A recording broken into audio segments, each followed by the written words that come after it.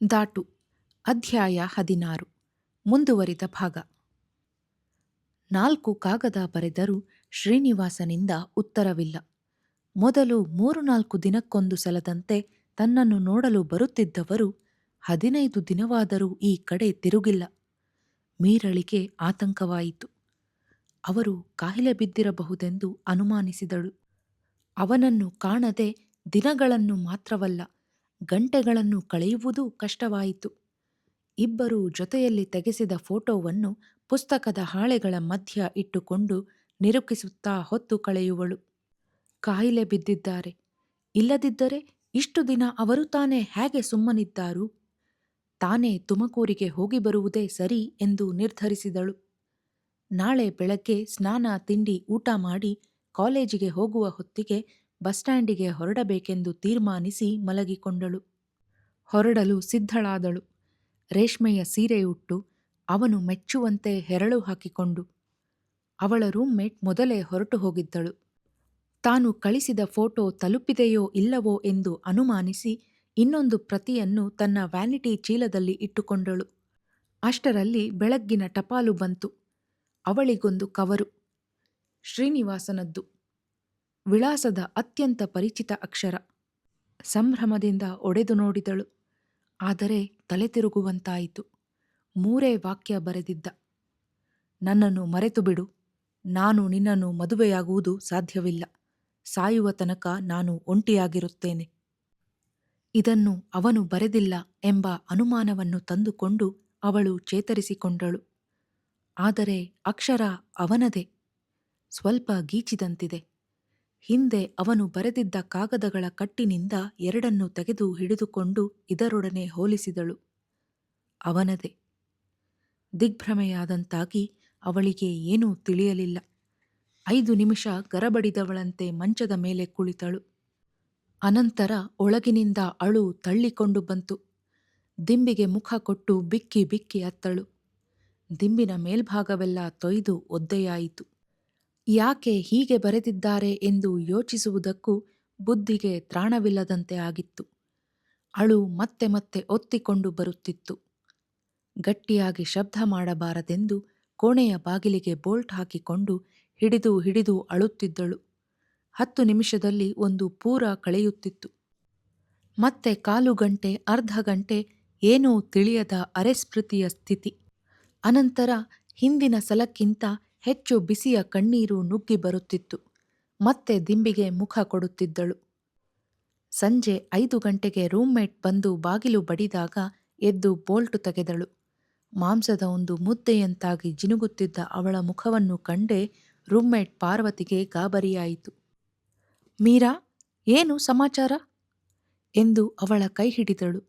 ಮಂಚದ ಮೇಲೆ ಬಿಚ್ಚಿ ಹಾಕಿದ್ದ ಶ್ರೀನಿವಾಸನ ಕಾಗದದ ಕಡೆಗೆ ಕೈ ತೋರಿಸಿ ಮೀರಾ ಇನ್ನೊಂದು ಸಲ ಕಣ್ಣಿನಲ್ಲಿ ನೀರು ತುಂಬಿಕೊಂಡು ಬಿಕ್ಕಿದಳು. ಅವಳ ವಿಷಯವೆಲ್ಲ ಪಾರ್ವತಿಗೆ ಗೊತ್ತು. BScಯಲ್ಲಿ ಓದುತ್ತಿದ್ದ ಪಾರ್ವತಿ ಗೌಡರವಳು. ತಮ್ಮ ಜಾತಿಯ ಒಬ್ಬರೇ, ಅದರಲ್ಲೂ ಮಂತ್ರಿಗಳ ಮಗ ಮೀರಾಳನ್ನು ಮದುವೆಯಾಗುವ ಸುದ್ದಿ ತಿಳಿದು ಅವಳು ಸಂತೋಷಪಟ್ಟಿದ್ದಳು. ಉಳಿದ ಹುಡುಗಿಯರು ಮೀರಾಳೊಡನೆ ವರ್ತಿಸುವಾಗ ಅವಳು ಹರಿಜನದವಳೆಂದು ಒಳಗೊಳಗೆ ಹಿಡಿತ ಮಾಡುತ್ತಿದ್ದರೂ ಪಾರ್ವತಿ ಎಂದೂ ಹಾಗೆ ಮಾಡಿರಲಿಲ್ಲ. ತಾನೇ ಅವಳನ್ನು ಕೇಳಿ ತನ್ನ ರೂಮಿನ ಜೊತೆಗಾತಿಯಾಗಿ ಹಾಕಿಸಿಕೊಂಡಿದ್ದಳು. ಶ್ರೀನಿವಾಸನ ಕಾಗದವನ್ನು ಓದಿದ ಅವಳು ತಬ್ಬಿಬ್ಬಾದಳು. ಯಾಕೆ ಹೀಗೆ ಬರೆದಿದ್ದಾರೆ? ಮನೆಯಲ್ಲಿ ಒಪ್ಪಲಿಲ್ಲವೇ ಎಂದು ಮುಂತಾಗಿ ಮೀರಾಳನ್ನೇ ಕೇಳಲು ಆರಂಭಿಸಿದಳು. ಮೀರಾಳ ಬುದ್ಧಿ ಸ್ವಲ್ಪ ಪ್ರಚೋದಿತವಾಯಿತು. ಯೋಚಿಸತೊಡಗಿದಳು. ತಂದೆ ತಾಯಿ ಒಪ್ಪೋದು ಸಾಧ್ಯವಿರಲಿಲ್ಲ. ರಿಜಿಸ್ಟರ್ ಮ್ಯಾರೇಜ್ ಮಾಡ್ಕೊಳ್ಳೋಣ ಅಂತ ಅವರೇ ಅಂದಿದ್ದರು. ನಾನೇ ಮಂತ್ರೋಕ್ತ ಮಾಡ್ಕಬೇಕು ಅಂತಿದ್ದೆ. ತಂದೆಗೆ ಕಾಗದ ಬರೆದು ತಿಳಿಸ್ತೀನಿ, ಮೊದಲು ಬೈತಾರೆ, ಆಮೇಲೆ ದಾರಿಗೆ ಬಂದರೆ ಸರಿ, ಇಲ್ಲದಿದ್ದರೆ ರಿಜಿಸ್ಟರೇ ಮಾಡ್ಕೊಳ್ಳೋದು, ಮಂತ್ರ ಬೇಕಾದರೆ ಆಮೇಲೆ ಶಾಸ್ತ್ರ ಮಾಡ್ಕೊಳ್ಳೋಣ ಅಂದಿದ್ರು. ಹಾಗಾದರೆ ತಂದೆ ಬಲಾತ್ಕಾರ ಮಾಡಿರಬಹುದು. ಅವರ ಮನಸ್ಸು ಬದಲಾಯಿಸಿರಬಹುದು. ತಂದೆ ಬಲಾತ್ಕಾರ ಮಾಡಿರ್ತಾರೆ ಅನ್ನೋದು ನಿಜ. ಅವರ ಮನಸ್ಸು ಬದಲಾಯಿಸ್ತಾರೆ ಅಂತ ನಂಬುವುದು ಸಾಧ್ಯವೇ ಇಲ್ಲ. ಸಾಧ್ಯವೇ ಇಲ್ಲ ಅಂತ ಹೇಗೆ ಹೇಳ್ತೀಯಾ? ನನ್ನ ಮನಸ್ಸಿಗಿಂತ ಬೇರೆ ಸಾಕ್ಷಿ ಬೇಡ ಎನ್ನುತ್ತಾ ಅವಳು ಮತ್ತೆ ದಿಂಬಿಗೆ ಮುಖ ಕೊಟ್ಟಳು. ಅಳಬೇಡ, ಇದಕ್ಕೆ ಏನಾದರೂ ಉಪಾಯವಿದೆ ಎಂದು ಪಾರ್ವತಿ ಅವಳ ಬೆನ್ನನ್ನು ಸವರುತ್ತಾ ಸಮಾಧಾನ ಹೇಳಿದಳು. ಮೀರಾ ರಾತ್ರಿ ಊಟ ಮಾಡಲಿಲ್ಲ. ಪಾರ್ವತಿ ಎಷ್ಟು ಬಲವಂತ ಮಾಡಿದರೂ ಕೇಳಲಿಲ್ಲ. ರಾತ್ರಿ ಮಲಗಿದ ಮೇಲೆ ಪಾರ್ವತಿ ಎಂದಳು, ನನ್ನ ಕೇಳಿದ್ರೆ ನೀನು ನಾಳೆ ಬೆಳಗ್ಗೆ ತುಮಕೂರಿಗೆ ಹೋಗು. ಯಾಕೆ ಹೀಗೆ ಬರೆದಿರಿ ಅಂತ ಕೇಳು. ಯಾವುದೋ ಬೇಜಾರಿನಲ್ಲಿ, ಏನೋ ನಿರಾಶೆಯ ಮೂಡ್ನಲ್ಲಿ ಬರೆದಿರೋ ಹಾಗಿದೆ. ನಿನ್ನ ಮುಖ ಕಂಡ್ರೆ ಆ ಮೂಡ್ ಹೋಗುತ್ತೆ. ಬೇಕಾದ್ರೆ ಅವ್ರನ್ನ ಇಲ್ಲಿಗೆ ಕರ್ಕೊಂಡು ಬಾ. ಈ ಸಲಹೆ ಮೀರಾಳಿಗೂ ಹಿಡಿಯಿತು. ಬೆಳಗ್ಗೆ ಮೊದಲ ಬಸ್ಸಿಗೆ ಹೊರಡುವುದಾಗಿ ನಿಶ್ಚಯಿಸಿಕೊಂಡಳು. ಇಡೀ ರಾತ್ರಿ ನಿದ್ರೆ ಹೊತ್ತಲಿಲ್ಲ. ಬೆಳಗ್ಗೆ 5 ಗಂಟೆಗೆ ಎದ್ದು ಮುಖ ತೊಳೆದು ನೆನ್ನೆ ಉಟ್ಟ ಬಟ್ಟೆಯಲ್ಲೇ ಅವಳು ಹೊರಟು ನಿಂತಾಗ ಪಾರ್ವತಿ, ಹೀಗೆ ಹೋಗಬಾರದು, ಸರಿಯಾಗಿ ಬೇರೆ ಸೀರೆ ಉಟ್ಟು ತಲೆ ಬಾಚಿಕೊಂಡು ಹಣೆಗೆ ಕುಂಕುಮ ಇಟ್ಕ ಎಂದಳು. ನನಗೆ ಎಂಥದೂ ಬೇಡ. ಸಿಲ್ಲಿ, ನಿನಗೆ ದುಃಖ ಆತಂಕ ಇದೆ. ಹಾಗಂತ ಗಂಡಸರ ಎದುರಿಗೆ ಒಡ್ಡೊಡ್ಡಾಗಿ ಬಟ್ಟೆ ಹಾಕ್ಕೊಂಡು ಹೋಗಬಾರ್ದು. ನಾನು ಹೇಳಿದ ಹಾಗೆ ಕೇಳು ಎಂದು ತಾನೇ ಮೀರಾಳ ಪೆಟ್ಟಿಗೆ ತೆಗೆದು ಶ್ರೀನಿವಾಸನೇ ತೆಗೆದುಕೊಟ್ಟಿದ್ದ ಹಾಲ್ಗೆನೆ ಬಣ್ಣದ ಸೀರೆ, ಅದಕ್ಕೆ ಹೊಂದುವ ರವಿಕೆಗಳನ್ನು ತೆಗೆದುಕೊಟ್ಟು ತಾನೇ ಅವಳ ತಲೆ ಬಾಚಿ ಹರಳು ಹಾಕಿದಳು.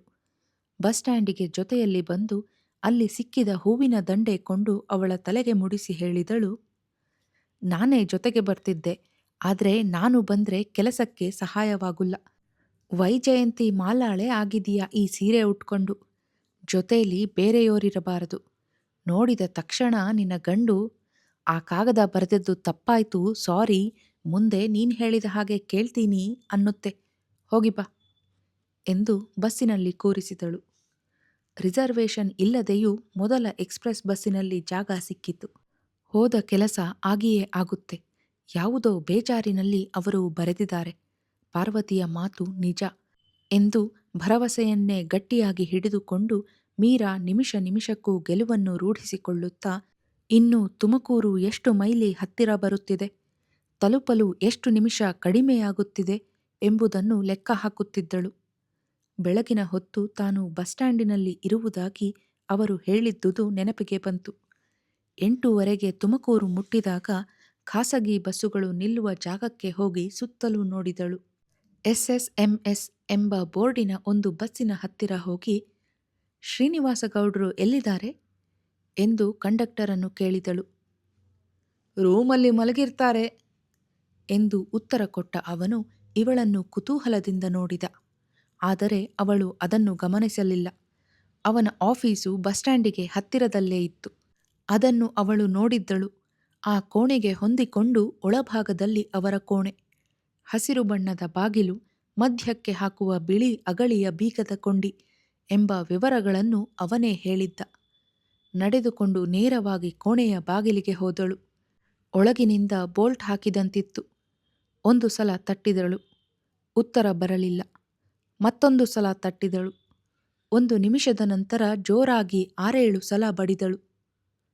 ಯಾರು ಎಂದದ್ದು ಕೇಳಿಸಿತು. ನಾನು ಎಂದಳು. 1 ನಿಮಿಷದ ನಂತರ ಬಾಗಿಲು ತೆರೆದ. ಅವಳು ತಕ್ಷಣ ಒಳಗೆ ಹೋದಳು. ಕಿಟಕಿಗಳನ್ನೆಲ್ಲ ಹಾಕಿತ್ತು. ಹೊರಗಿನಿಂದ ತಕ್ಷಣ ಬಂದದ್ದರಿಂದ ಒಳಗೆ ಏನೂ ಕಾಣಲಿಲ್ಲ. ಗಬ್ಬು ವಾಸನೆ ಮಾತ್ರ ಮೂಗಿಗೆ ಬಡಿಯುತ್ತಿತ್ತು. ಅರ್ಧ ನಿಮಿಷದಲ್ಲಿ ದೃಷ್ಟಿ ತಿಳಿಯಾಯಿತು. ಬಾಗಿಲಿನಿಂದ ಬರುತ್ತಿದ್ದ ಬೆಳಕಿನಲ್ಲಿ ಮುಚ್ಚಿದ್ದ ಕಿಟಕಿಗಳು ಕಾಣಿಸಿದವು. ಹೋಗಿ 2 ಕಿಟಕಿಗಳನ್ನು ತೆಗೆದಳು. ಮಂಚದ ಮೇಲೆ ಕುಳಿತಿದ್ದ ಶ್ರೀನಿವಾಸ ಬೆಳಕಿಗೆ ಕಣ್ಣನ್ನು ಸಂಕುಚಿಸಿಕೊಂಡ. ಅವನ ಮಂಚದ ಹತ್ತಿರವೇ ಒಂದು ಮೇಜ, ಅದರ ಮೇಲೆ ಒಂದು ದೊಡ್ಡ ಬಾಟಲು, ಒಂದು ಗ್ಲಾಸು, ಇನ್ನೊಂದು ನೀರಿನ ಚೊಂಬು. ಬಾಟಲಿಯ ಮೇಲೆ ಚಿನ್ನದ ಬಣ್ಣದ ಮುದ್ರಿತ ಅಕ್ಷರಗಳು ಸರಿಯಾಗಿ ಓದಲು ತಿಳಿಯಲಿಲ್ಲ. ಹತ್ತಿರ ಹೋಗಿ ಕೂಡಿಸಿಕೊಂಡು ಓದಿದಳು. ವಿಸ್ಕಿ ಎಂಬ ಅಕ್ಷರಗಳು ಗೊತ್ತಾದವು. ಅವನು ಅಮಲಿನಲ್ಲಿದ್ದಾನೆಂದು ಮುಖವೇ ಹೇಳುತ್ತಿತ್ತು. ಶೇವ್ ಮಾಡಿಕೊಂಡು 2-3 ದಿನಗಳಾಗಿರಬಹುದು. ಕಣ್ಣು ಜ್ವರ ಬಂದವರ ಕಣ್ಣಿನಂತೆ ಕೆಂಪಗೆ ಜಿಡ್ಡು ಜಿಡ್ಡಾಗಿ ತುಂಬಿಕೊಂಡಿತ್ತು. ಅವನ ಸುತ್ತ ಗಬ್ಬು ಹೊಡೆಯುತ್ತಿತ್ತು. ಕಂಬದಂತೆ ಅವಳು ನಿಂತು ಬಿಟ್ಟಳು. ಅವನೇ ಮಾತನಾಡಿಸಿದ. ನೀನೇ ಬಂದುಬಿಟ್ಯಾ? ಅವನ ಉಚ್ಚಾರದಲ್ಲಿ ಪೂರ್ತಿ ಹಿಡಿತವಿಲ್ಲದಿದ್ದರೂ ಅತಿಯಾದ ತೊದಲೂ ಇರಲಿಲ್ಲ. ಹರಿಜನ ಕೇರಿಯಲ್ಲೇ ಹುಟ್ಟಿ ಬೆಳೆದ ಅವಳಿಗೆ ಕುಡಿತ, ಅದರ ಅಮಲು, ಅವರ ಮಾತು ಕತೆಗಳು ಚೆನ್ನಾಗಿ ಗೊತ್ತಿದ್ದುವು. ಕುಡಿಯುವವರೆಂದರೆ ಅವಳಲ್ಲಿ ಬೇಸರ, ಜಿಗುಪ್ಸೆಗಳಿದ್ದುವೇ ಹೊರತು ಇತರ ಮೇಲುಜಾತಿಯ ಮಧ್ಯಮ ವರ್ಗದ ಹೆಂಗಸರಲ್ಲಿ ಇರುವ ಭಯವಿರಲಿಲ್ಲ. ತನ್ನ ತಂದೆ ಅದನ್ನು ಕೈಲಿ ಮುಟ್ಟಿದವರಲ್ಲ. ಆದರೆ ಅಣ್ಣ ಆಗಾಗ್ಗೆ ಕುಡಿಯುತ್ತಾನೆಂದು ಕೇಳಿ ಬಲ್ಲಳು. ಎಂದೂ ನೋಡಿರಲಿಲ್ಲ. ಬೀರ್, ವಿಸ್ಕಿ ಮೊದಲಾದ ಹೆಸರುಗಳನ್ನು ಬೆಂಗಳೂರಿನಲ್ಲಿ ಹಾಸ್ಟೆಲಿನ ಹುಡುಗಿಯರು ಮಾತನಾಡಿಕೊಳ್ಳುವುದನ್ನು ಕೇಳಿದ್ದಳು. ಬಿಯರ್ ತುಂಬ ಲಘು, ವಿಸ್ಕಿ ಮಹಾ ಜೋರು, ಒದೆದು ಎಬ್ಬಿಸುತ್ತದೆ ಎಂಬಂತಹ ಮಾತುಗಳು ಕಿವಿಯ ಮೇಲೆ ಬೀಳುತ್ತಿದ್ದವು.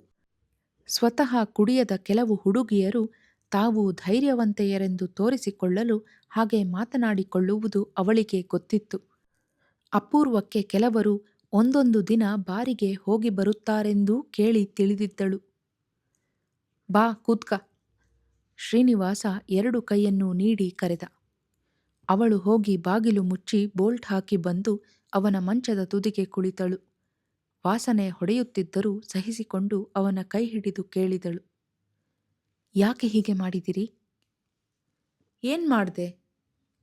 ತಕ್ಷಣ ಅವನ ಕಾಗದದ ವಿಷಯ ಆಡಬೇಕೋ ಬೇಡವೋ ಎಂಬ ಬಗೆಗೆ ಅನುಮಾನಿಸಿದಳು.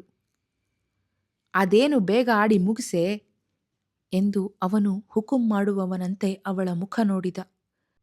ತನ್ನ ಎಡ ಮೊಣಕೈಗೆ ತಗಲು ಹಾಕಿಕೊಂಡಿದ್ದ ವ್ಯಾನಿಟಿ ಚೀಲದಲ್ಲಿದ್ದ ಕವರ್ ತೆಗೆದು ಅವನ ಕಾಗದವನ್ನು ಮುಂದೆ ನೀಡಿದಳು. ಅವನು ಅದೇನು ಹೇಳು ಎಂದ. ನೀವೇ ಓದಿ. ನೀನು ಓದಿ ಹೇಳು. ಪ್ರೊಪ್ರೈಟರ್ ಯಾವತ್ತೂ ಅವರೇ ಓದೋಲ್ಲ. ಅವಳೇ ಕಾಗದ ಕೈಲಿ ಹಿಡಿದು, ನನ್ನನ್ನು ಮರೆತು ಬಿಡು. ನಾನು ನಿನ್ನನ್ನು ಮದುವೆಯಾಗುವುದು ಸಾಧ್ಯವಿಲ್ಲ. ಸಾಯೋ ತನಕ ಒಂಟಿಯಾಗಿರುತ್ತೇನೆ ಅಂತ ಯಾಕೆ ಬರೆದಿದ್ದೀರಾ ಎಂದು ಕೇಳಿದಳು. ಯಾರಿಗೆ ಬರೆದಿದ್ದೀನಿ? ನನಗೆ. ನೀನ್ಯಾರು? ಅವನಿಗೆ ಬುದ್ಧಿ ಸ್ವಲ್ಪವೂ ಸ್ಥಿಮಿತದಲ್ಲಿಲ್ಲವೆಂದು ಅವಳಿಗೆ ಅನುಮಾನವಾಯಿತು. ಆದರೂ ಹೇಳಿದಳು, ಮೀರಾ. ಅಂದರೆ? ಇಲ್ಲಿ ನೋಡಿ, ಇವಳು ಎಂದು ಚೀಲದಲ್ಲಿದ್ದ ಫೋಟೋದ ಪ್ರತಿಯನ್ನು ತೆಗೆದು ಮುಂದೆ ಹಿಡಿದಳು. ಅವನು ಅದನ್ನು ಕೈಗೆ ತೆಗೆದುಕೊಂಡು ನೋಡಿದ. ವಾಹ್, ಬ್ಯೂಟಿಫುಲ್! ವಜ್ರದ ವಾಲೆ ಹ್ಯಾಂಗೆ ಕಾಣುತ್ತೆ! ಒಂದಲ್ಲ, ನಿನಗೆ 4 ಸರ ಹಾಕಬೇಕು. ತಲೆ ಮೇಲೆ 6 ಮಾರು ಹೂವು ಏರಿಸಿ ಅದರದೇ ತಲೆದಿಂಬು ಮಾಡಬೇಕು. ಅವಳಿಗೆ ಸಂಕೋಚವಾಯಿತು. ತನ್ನ ಮೇಲಿನ ಅವನ ಪ್ರೀತಿ ಎಂದಿನಂತೆ ಇದೆ ಎಂದುಕೊಂಡಳು. ಫೋಟೋವನ್ನು ಅತ್ತ ಹಾಕಿ ಬಾಗಿ ಅವಳ ತೋಳು ಹಿಡಿದು ಅವನು, ಬಾ ಮಜಾ ಮಾಡೋಣ ಬಾ. ಅದ್ಯಾಕೆ ಮಂಚದ ತುದಿಲೇ ಕೂತ್ಕೊಂಡಿದೀಯಾ? ಕಿಟಕಿ ಬಾಗಿಲು ಹಾಕ್ತೀನಿ ತಡಿ ಎಂದು ಮೇಲೆ ಎದ್ದ. ಈ ಮಾತನ್ನು ಕೇಳಿ ಅವಳಿಗೆ ಅಸಹ್ಯವಾಯಿತು. ನಿಮಗೆ ಬುದ್ಧಿ ಸರಿಯಾಗಿಲ್ಲ, ಏನು ಮಾತಾಡ್ತಾ ಇದ್ದೀರಿ ಎಂದಳು. ಸರಿಯಾಗಿದೆ, ನೀನಿರೋದೆ ಮಜಾ ಮಾಡೋಕ್ಕೆ. ಬೇಕಾದಷ್ಟು ಚಿನ್ನ ಮಾಡಿಸಿಕೊಡ್ತೀನಿ. ಆ ಹಾರುವಯ್ಯ ಮಾತಂಗಿಗೆ 2,000 ರೂಪಾಯಿ ಕೊಟ್ನಂತೆ. ನಾನು 2,000ಕ್ಕೆ ವಾಲೇನೆ ಮಾಡಿಸಿದ್ದೀನಿ. SSMS ಪ್ರೊಪ್ರೈಟರ್, ಪಾಳೆಗಾರರ ಮಗ. ಪಾಳೆಗಾರರ ಮಗ, ಹರಳು ಹೊದ್ದಿಸಿರೋ ಬಳೆ ಮಾಡಿಸ್ತೀನಿ ಬಾರೆ ಎಂದು ಅವಳ ಬೆನ್ನಿಗೆ ಕೈ ಹಾಕಿ ಎಳೆದ. ಅವನನ್ನು ತಕ್ಷಣ ಹಿಂದಕ್ಕೆ ತಳ್ಳಿ ಮಲಗಿಸಿ ಅವಳು ಎದ್ದು ಕಿಟಕಿಯ ಹತ್ತಿರಕ್ಕೆ ಹೋಗಿ ನಿಂತಳು. ಅವಳ ಅಂತರಂಗದ ಆಳವನ್ನು ಇರಿದಂತಾಯಿತು. ಇಂತಹ ಮಾತು ಇವರ ಬಾಯಲ್ಲಿ ಬರಬಹುದೇ ಎನಿಸಿತು. ಹಿಂತಿರುಗಿ ಬಂದು ಮೇಜದ ಮೇಲಿದ್ದ ಚೊಂಬನ್ನು ಕೈಗೆ ತೆಗೆದು ಬಲಗೈಯನ್ನು ಶಾರೆ ಮಾಡಿ ನೀರು ಬಗ್ಗಿಸಿಕೊಂಡು ಅವನ ನೆತ್ತಿಯ ಮೇಲೆ ಹಾಕಿ 8-10 ಸಲ ತಟ್ಟಿದಳು. ಮತ್ತೆ ಒಂದು ಶಾರೆ ನೀರು ಹಾಕಿದಳು. ಅವನು ಸುಮ್ಮನೆ ತಟ್ಟಿಸಿಕೊಂಡ. 3ನೆಯ ಸಲ ನೀರು ಹಾಕಿದಾಗ ಕೇಳಿದ, ನಂಗೆ ತಲೆ ತಿರುಗು ಬಂದಿದೆ ಅಂತ ತಣ್ಣೀರು ತಟ್ಟಿದೆಯೇನೆ? ಈ ಕೆಟ್ಟ ಚಟ ಹೇಗೆ ಕಲಿತೀರಿ? ಸುಮ್ಮನೆ ಮಲಕ್ಕೊಂಡು ನಿದ್ದೆ ಮಾಡಿ. ಕೆಟ್ಟ ಕೆಟ್ಟ ಮಾತಾಡಬ್ಯಾಡಿ. ಏನ್ ಮಾಡ್ತಿದ್ದೀರಾ ಅಂತ ನಿಮಗೆ ಗೊತ್ತಿಲ್ಲ. ಗೊತ್ತಿದೆ, ಕೂತ್ಕ ಬಾ ಇಲ್ಲಿ ಎಂದು ತೋಳು ಹಿಡಿದುಕೊಂಡ. ಅವಳು ಅವನ ಪಕ್ಕದಲ್ಲಿ ಕುಳಿತು ಮಂಚದ ಕಟ್ಟಿನ ಮೇಲಿದ್ದ ಟವೆಲನ್ನು ಚೊಂಬಿನೊಳಗೆ ಅದ್ದಿ ಅವನ ಮುಖ, ಕುತ್ತಿಗೆಗಳನ್ನು ಒರೆಸಲು ಶುರು ಮಾಡಿದಳು. ಅವನು ಏನೋ ಮಾತನಾಡಲು ಪ್ರಯತ್ನಿಸಿದ. ಆದರೆ ತಲೆಯಲ್ಲಿ ಏನೂ ಸುಳಿಯದೆ ಖಾಲಿಯಾದಂತಾಗಿ ಮೇಲಿನ ಜಂತೆಯನ್ನು ಸುಮ್ಮನೆ ಖಾಲಿ ದೃಷ್ಟಿಯಿಂದ ನೋಡಲು ಶುರುಮಾಡಿದ. ಅವಳು ಅವನ ಮುಖವನ್ನೇ ದಿಟ್ಟಿಸುತ್ತಿದ್ದಳು. 2 ನಿಮಿಷದಲ್ಲಿ ಅವನು ನಿಧಾನವಾಗಿ ಕಣ್ಣು ಮುಚ್ಚಿಕೊಂಡ. ನಿದ್ರೆ ಬಂದಂತೆ ಮಲಗಿಬಿಟ್ಟ. ಮೀರಾ ಅವನ ಮುಖವನ್ನೇ ನೋಡುತ್ತಿದ್ದಳು. ಗಡಿಯಾರ ನೋಡಿಕೊಂಡಳು. 9:30 ತೋರಿಸುತ್ತಿತ್ತು. ಮತ್ತೆ ಮಧ್ಯೆ ಕುಡಿಯದಿದ್ದರೆ ಮಧ್ಯಾಹ್ನ 2-3 ಗಂಟೆಯ ಹೊತ್ತಿಗೆ ಪೂರ್ತಿ ಜ್ಞಾನ ಬರಬಹುದು ಎಂದು ಲೆಕ್ಕ ಹಾಕಿದಳು.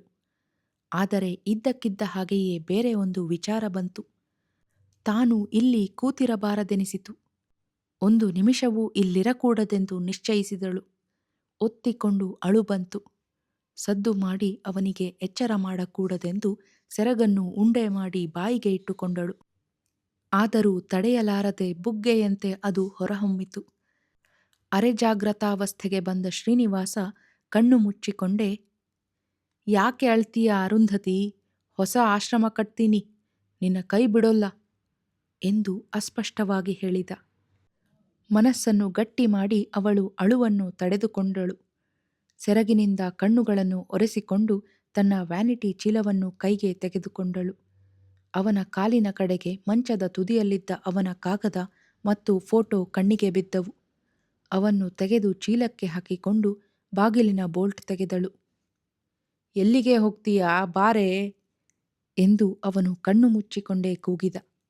ಕೋಣೆಯಿಂದ ಹೊರಗೆ ಬಂದು ಬರೀ ಬಾಗಿಲು ಮುಚ್ಚಿ ರಸ್ತೆಗೆ ನಡೆದಳು. ಅದೇ ರಸ್ತೆಯ ಇನ್ನೊಂದು ಕಡೆಯಲ್ಲಿ ಅಣ್ಣನ ಅಂಗಡಿ ಇರುವ ನೆನಪಾಯಿತು. ಆದರೆ ಅಲ್ಲಿಗೆ ಹೋಗುವ ಮನಸ್ಸಾಗಲಿಲ್ಲ. ನಿಧಾನವಾಗಿ ಹೆಜ್ಜೆ ಹಾಕಿ ಬಸ್ ಸ್ಟ್ಯಾಂಡಿಗೆ ಬಂದಳು. ಸರ್ಕಾರಿ ಬಸ್ಸುಗಳು ನಿಲ್ಲುವ ಜಾಗಕ್ಕೆ ಹೋಗಿ ಕೇಳಿದಾಗ ತಿಳಿಯಿತು, 11:30ಯ ತನಕ ಬೆಂಗಳೂರಿನ ಯಾವ ಬಸ್ಸೂ ಇಲ್ಲ. ಕಾಯುತ್ತಾ ಒಂದು ಕಲ್ಲು ಬೆಂಚಿನ ಮೇಲೆ ಕುಳಿತಳು. ಅಷ್ಟರಲ್ಲಿ ಸ್ಟ್ಯಾಂಡಿನ ಎಡಭಾಗದ ಖಾಸಗಿ ಬಸ್ಸುಗಳ ಕಡೆಯಿಂದ ಒಬ್ಬ ಏಜೆಂಟ್ ಕೂಗುತ್ತಿದ್ದುದು ಕೇಳಿಸಿತು. "ಯಾರ್ರೀ ಗುಬ್ಬಿ, ಎಡೇನಹಳ್ಳಿ, ತಿಮ್ಮಸಂದ್ರ, ನಾಗನೂರು, ರಕ್ಕಸನಹಳ್ಳಿ, ತಾವರೆಕೆರೆ, ತಿರುಮಲಾಪುರ, ಶಿವಗೆರೆ, ತಿಪ್ಟೂರ್?" ತಿರುಮಲಾಪುರ ಎಂಬ ಹೆಸರು ಕಿವಿಗೆ ಬೀಳುತ್ತಲೇ ಅವಳಿಗೆ ಸತ್ಯಳ ನೆನಪಾಯಿತು. ಎದ್ದು ನಡೆದು ಆ ಬಸ್ಸಿನಲ್ಲಿ ಕುಳಿತಳು. 1/4 ಗಂಟೆಯಲ್ಲಿ ಹೊರಟ ಬಸ್ಸಿನಲ್ಲಿ ತಿರುಮಲಾಪುರದ 7-8 ಜನ ಪ್ರಯಾಣಿಕರಿದ್ದರು. ಮಿಡಲ್ ಸ್ಕೂಲ್ ಮೇಡಮ್ ಆಗಿ ಕೆಲಸ ಮಾಡುವಾಗ ಅವಳಿಗೆ ಊರಿನ ಎಷ್ಟೋ ಜನರ ಮುಖದ ಗುರುತಾಗಿತ್ತು. ಮಾತನಾಡಿಸುವಷ್ಟು ಪರಿಚಯವೇನೂ ಇರಲಿಲ್ಲ. ಅವಳ ಪಾಡಿಗೆ ಅವಳು ಸುಮ್ಮನೆ ಹೆಂಗಸರ ಜಾಗದಲ್ಲಿ ಕುಳಿತಳು. ಆದರೆ ಅವರೆಲ್ಲ ಅವಳ ಮುಖ ನೋಡುತ್ತಿದ್ದರು. ತನ್ನ ಮತ್ತು ಶ್ರೀನಿವಾಸನ ಮದುವೆಯ ವಿಷಯ ಊರಿಗೆಲ್ಲ ತಿಳಿದಿದೆ. ಅದಕ್ಕೆ ಇವರು ಹೀಗೆ ನೋಡುತ್ತಾರೆ ಎಂದು ಅರ್ಥ ಮಾಡಿಕೊಂಡಳು. ಹಳ್ಳಿಯ ಜನಕ್ಕೆ ತಮ್ಮ ಕುತೂಹಲವನ್ನು ಸೂಕ್ಷ್ಮವಾಗಿ ತೃಪ್ತಿಪಡಿಸಿಕೊಳ್ಳುವುದು ಗೊತ್ತೂ ಇಲ್ಲ, ಸಾಧ್ಯವೂ ಇಲ್ಲ ಎಂದುಕೊಂಡು ತನ್ನ ಪಾಡಿಗೆ ತಾನು ಕಿಟಕಿಯ ಕಡೆ ಮುಖ ತಿರುಗಿಸಿದಳು. ಬಸ್ಸು ಹೊರಟ ಮೇಲೆ ನಿದ್ರೆ ತೂಗುವಂತಾಯಿತು. ನೆನ್ನೆ ರಾತ್ರಿ ಇಡೀ ತನಗೆ ನಿದ್ರೆ ಬರಲಿಲ್ಲವೆಂಬ ನೆನಪಾಯಿತು. ಸಂಗಡವೇ ಅದರ ಕಾರಣವೂ ಮನಸ್ಸಿಗೆ ಬಂತು. ಅಳು ಬರುವಂತಾಯಿತು. ಊರಿನ ಇಷ್ಟು ಜನವೂ ತನ್ನನ್ನೇ ನೋಡುತ್ತಿದ್ದಾರೆಂಬ ಅರಿವಾಗಿ ಅಳುವನ್ನು ತಡೆದುಕೊಂಡು ಬಿದ್ದ ಧೂಳನ್ನು ಒರೆಸಿಕೊಳ್ಳುವವಳಂತೆ ತೇವಗೊಂಡ ಕಣ್ಣನ್ನು ಸೆರಗಿನಿಂದ ಒತ್ತಿಕೊಂಡು ರಸ್ತೆಯ ಬದಿಯಲ್ಲಿ ಬಂದು ಹೋಗುವ ಮರಗಳನ್ನೇ ನೋಡುತ್ತಾ ಕುಳಿತಳು. ಮಧ್ಯಾಹ್ನ 2 ಗಂಟೆಗೆ ಸ್ಟ್ಯಾಂಡಿನಲ್ಲಿ ಇಳಿದ ಅವಳು ತನ್ನ ಮನೆಗೆ ಹೋಗಲಿಲ್ಲ. ನೇರವಾಗಿ ಸತ್ಯಳ ತೋಟಕ್ಕೆ ನಡೆದಳು. ಆಯಾಸವೆನಿಸಿ ಕೈಕಾಲು ಮೈಗಳು ಸೋಲುತ್ತಿದ್ದವು. ಬಲವಂತವಾಗಿ ಶರೀರವನ್ನು ಎಳೆದುಕೊಂಡು ಮನೆಯನ್ನು ಸೇರಿದಾಗ ಸತ್ಯ ಅದೇ ತಾನೇ ಊಟ ಮುಗಿಸಿ ಮಿಕ್ಕಿದುದನ್ನು ಮುಚ್ಚಿಡುತ್ತಿದ್ದಳು. ಹವನದ ಅಗ್ನಿ ಬೂದಿಗೆಂಡವಾಗಿತ್ತು. ಅವಳನ್ನು ಕಂಡ ಸತ್ಯಳಿಗೆ ಆಶ್ಚರ್ಯ. ದುಗುಡ ಎದ್ದು ಕಾಣುತ್ತಿದ್ದ ಅವಳ ಮುಖವನ್ನು ಗಮನಿಸಿದ ತಕ್ಷಣ ಗಾಬರಿಯಾಯಿತು. "ಯಾಕೆ ಮೀರಾ, ಹೀಗಿದೀಯಾ?" ಎಂದು ಹೊರಗೆ ಬಂದು ಕೇಳಿದಳು. ಅವಳು ತನ್ನ ವ್ಯಾನಿಟಿ ಚೀಲಕ್ಕೆ ಕೈ ಹಾಕಿ ಶ್ರೀನಿವಾಸನ ಕಾಗದವನ್ನು ತೆಗೆದು ಮುಂದೆ ಹಿಡಿದಳು. ಓದಿಕೊಂಡ ಸತ್ಯಳಿಗೂ ದಿಗ್ಭ್ರಮೆ.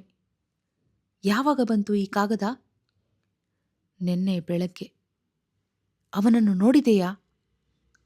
"ಈಗ ತುಮಕೂರಿನಿಂದಲೇ ಬರ್ತಿದ್ದೀನಿ." "ಏನಂದ? ಯಾಕೆ ಹೀಗೆ ಬರೆದನಂತೆ?" ನಡೆದುದನ್ನೆಲ್ಲ ಹೇಳಲು ಮೀರಾ ಜ್ಞಾಪಿಸಿಕೊಂಡಳು.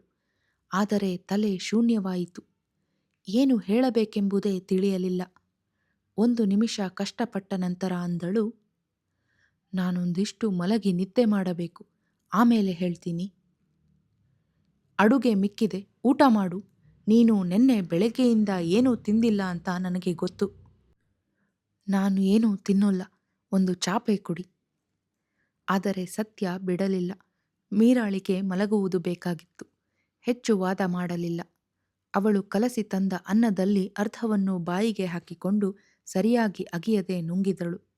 ಕೋಣೆಯಲ್ಲಿ ಹಾಸಿಗೆ ಎಳೆದು ದಿಂಬು ಮೇಲು ಹಾಸಿಗೆಗಳನ್ನು ಸರಿಮಾಡಿ ಸತ್ಯ ಅವಳನ್ನು ಮಲಗಿಸಿದಳು.